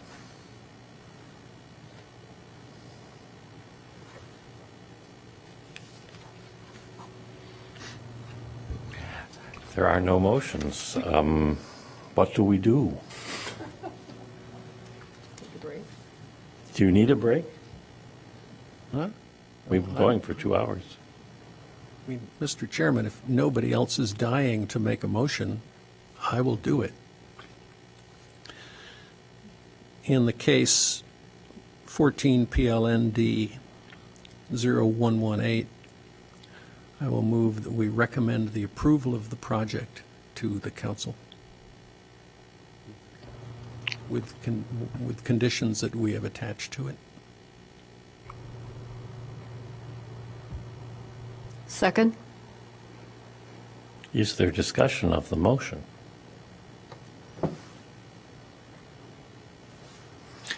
There being no discussion, we need a roll call vote. We have a motion to recommend approval of the requested plan development with the conditions Mayor? as outlined. Demir, I do one quick thing. The motion needs to state that the standards have been met. That was left out, so we just need to make sure that that's. Yes. We have a confirmation that as part of the motion, the standards have been met. So the motion is to recommend approval of the proposed plan development with the conditions as outlined in the staff report that have been previously adopted by a motion. Commissioner Ford.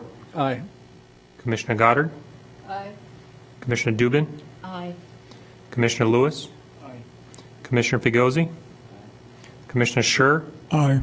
Chairman Peters. Aye. The motion passes.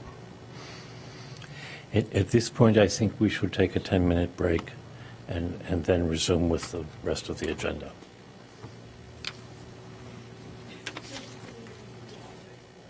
I should tell those in the audience that often the council does whatever they're going to do without regard to what we've said and what we've done.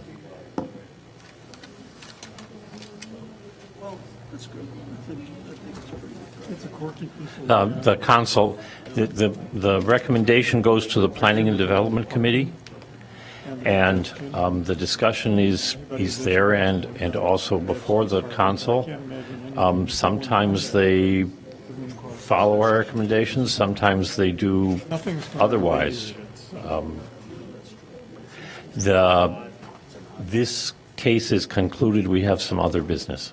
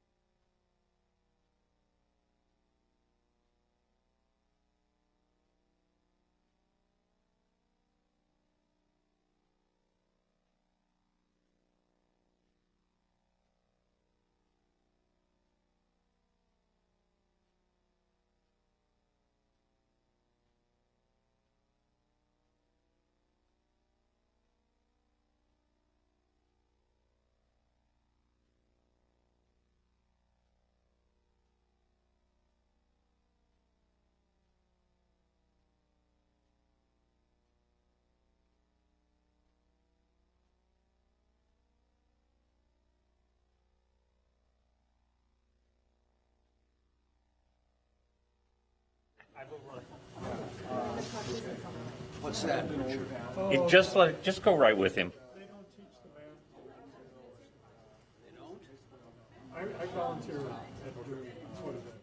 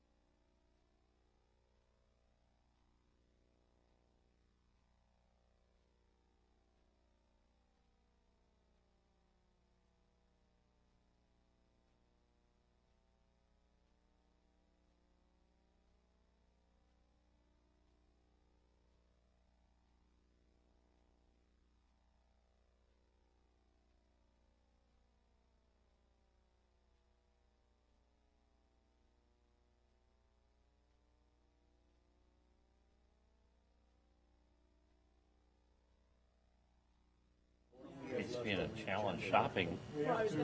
My wife and I went shopping.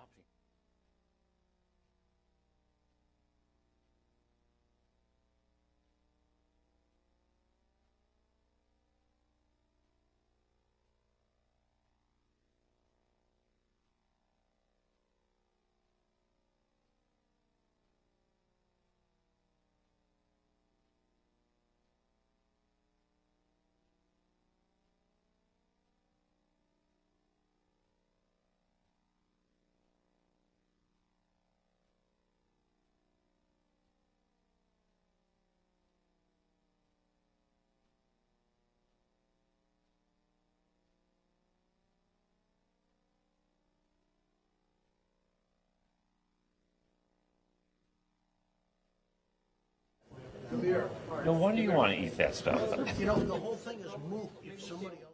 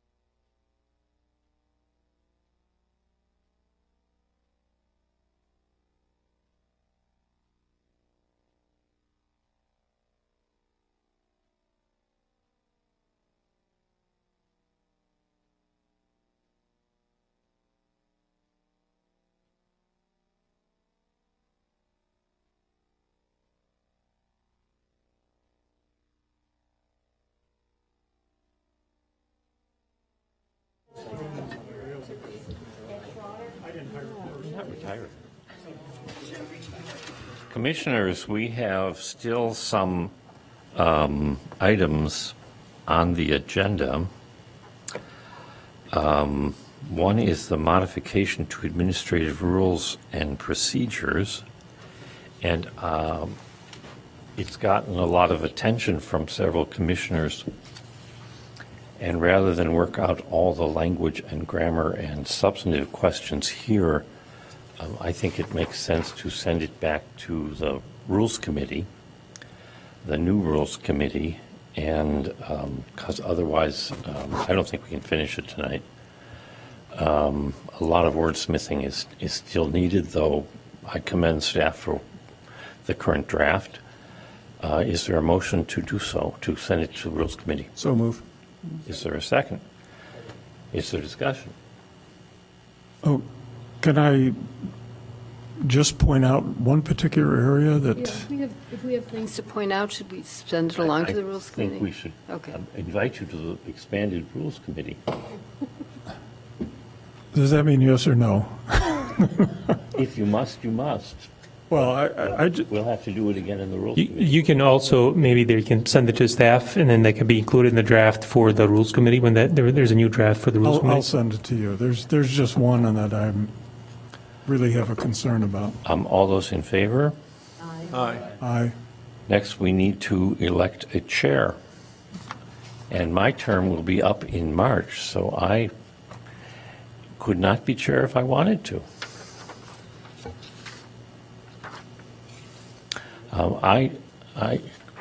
Nominations are open. I'll second that nomination. Are there any other nominations? And do we need a roll call vote? I don't think so. All those in favor say aye. Aye. The chair, the chair has been unanimously elected by everyone except for Ford, who abstained. That brings us to the members of committees. Vice Chair? It's coming. And the vice chair and liaisons. Is there anyone who would like to be vice chair whose term is not expiring in March or April or February?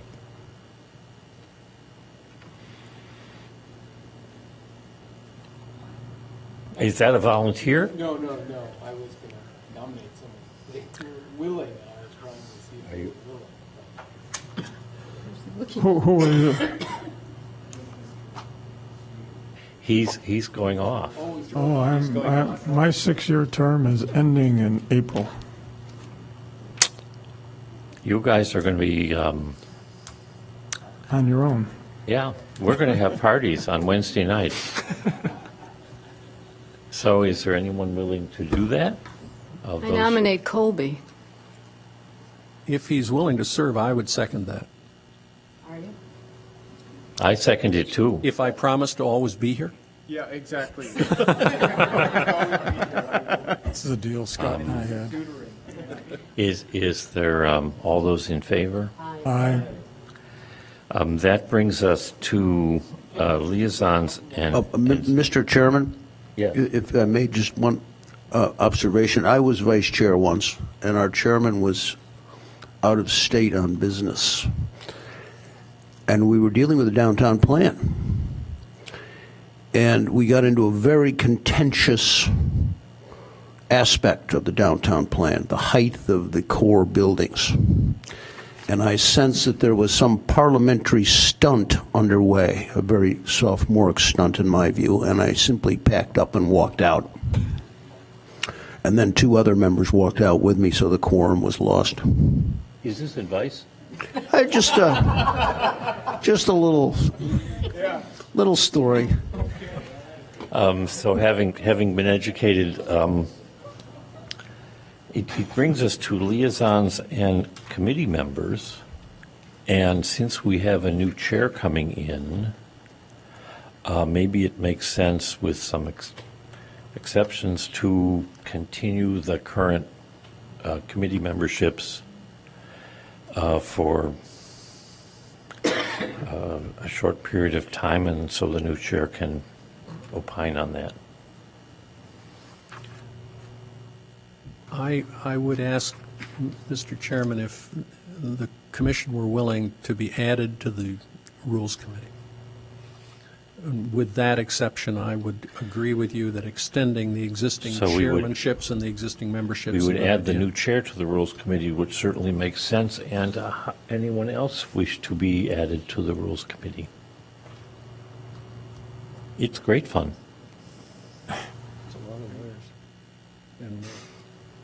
Hearing, that's great. So we have a new Rules Committee that we will refer things to, and if the commission approves, we'll leave the other things set the way they are now. Is there, does the commission approve of this procedure? Yes. Would someone move this? I think so. You want a word? A motion to leave the committee memberships and liaisons as they are now, since we have a new chair, for a reasonable period, not ending Through March. through March, with the exception of the Rules Committee, and the new chair and vice chair will become members of that. Is that your motion? So moved. Second? All those in favor? Aye. Mr. Chair, what's the status of, Demir and I were talking earlier, what's the status of the Housing Community Development Committee? We'll have to I mean, find that. who's, I'm currently the liaison, but Well, you're still in place until. does that square with legal, Demir? Technically not, because a regular voting member has to be serving there as a liaison. So if there is a regular voting member in place of Stu, that would be wonderful. That would take care of the legality of that committee. Well, I would encourage anybody who wants to take over as a liaison, that committee, to make it known now. I am lame duck. Quack. It meets at 7:30 on Tuesdays, usually. And there's 4 or 5 meetings in September, and then usually one every other month during the course of the year. But I think it's Tuesday night, and it meets at 7 o'clock. 7:30. It's a lot of fun. You get 4 or 5 council members that are there, and their principal job is to dole out a couple of $1 million a year to applicants of nonprofits. These are the community development funds? Yes, block grants. CDBG. CDBG. Okay. And we give money to the YMCA and the YWCA and Meals on Wheels and all kinds of Elia Masonary organizations. It's rather interesting. You don't have to volunteer tonight. We can conscript you tomorrow. But if there's a volunteer, that would be better. I have a conflict on Tuesdays. It's Tuesday nights? Tuesday nights.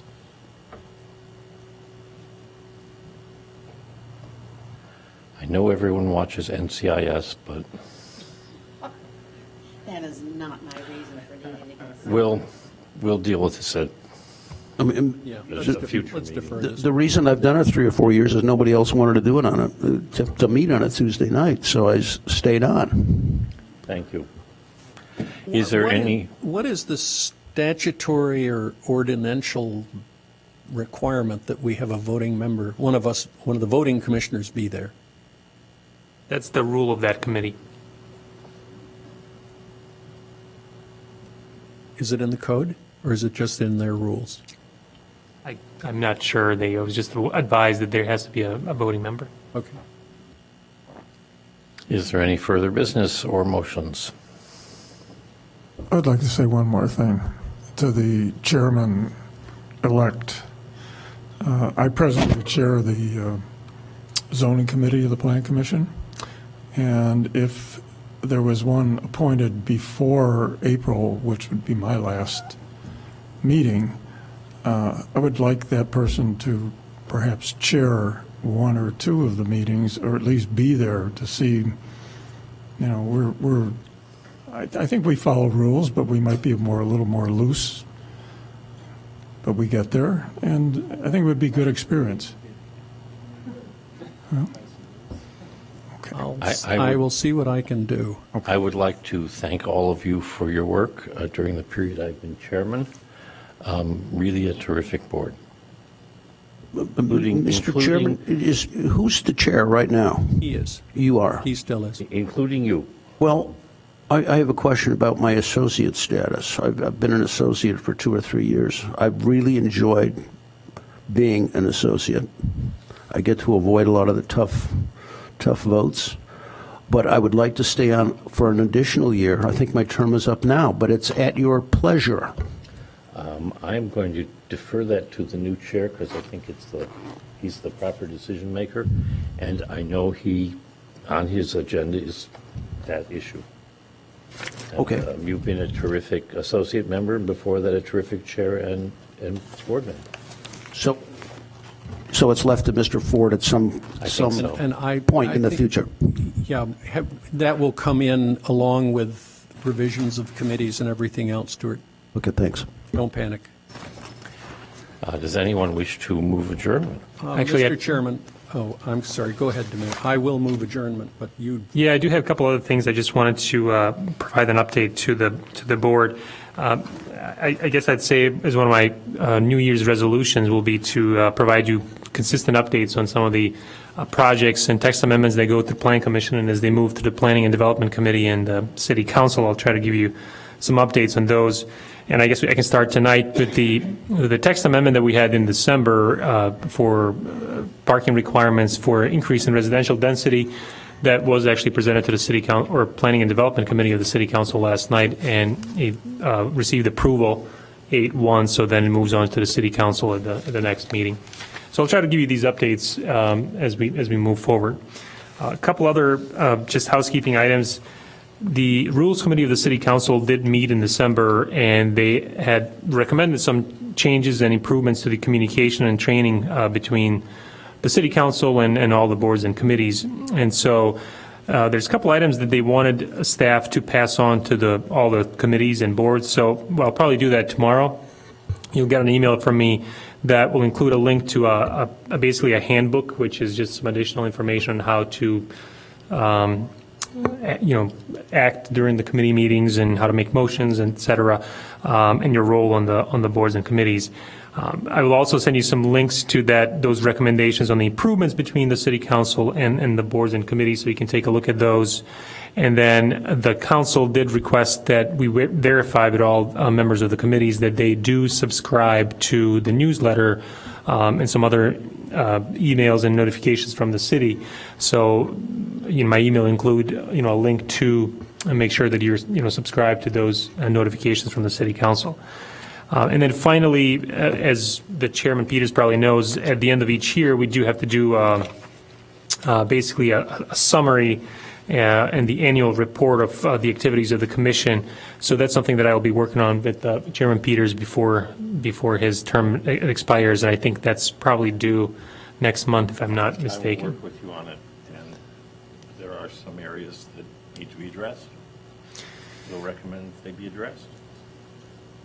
And so I think that's it. I think it's been a pleasure to work with you guys, and I think we've had some challenging projects, and we do have a busy slate for you guys in February. We'll have at least 2 or 3 text amendments for February, and if those go well, we'll probably have some time for a new plan development in March.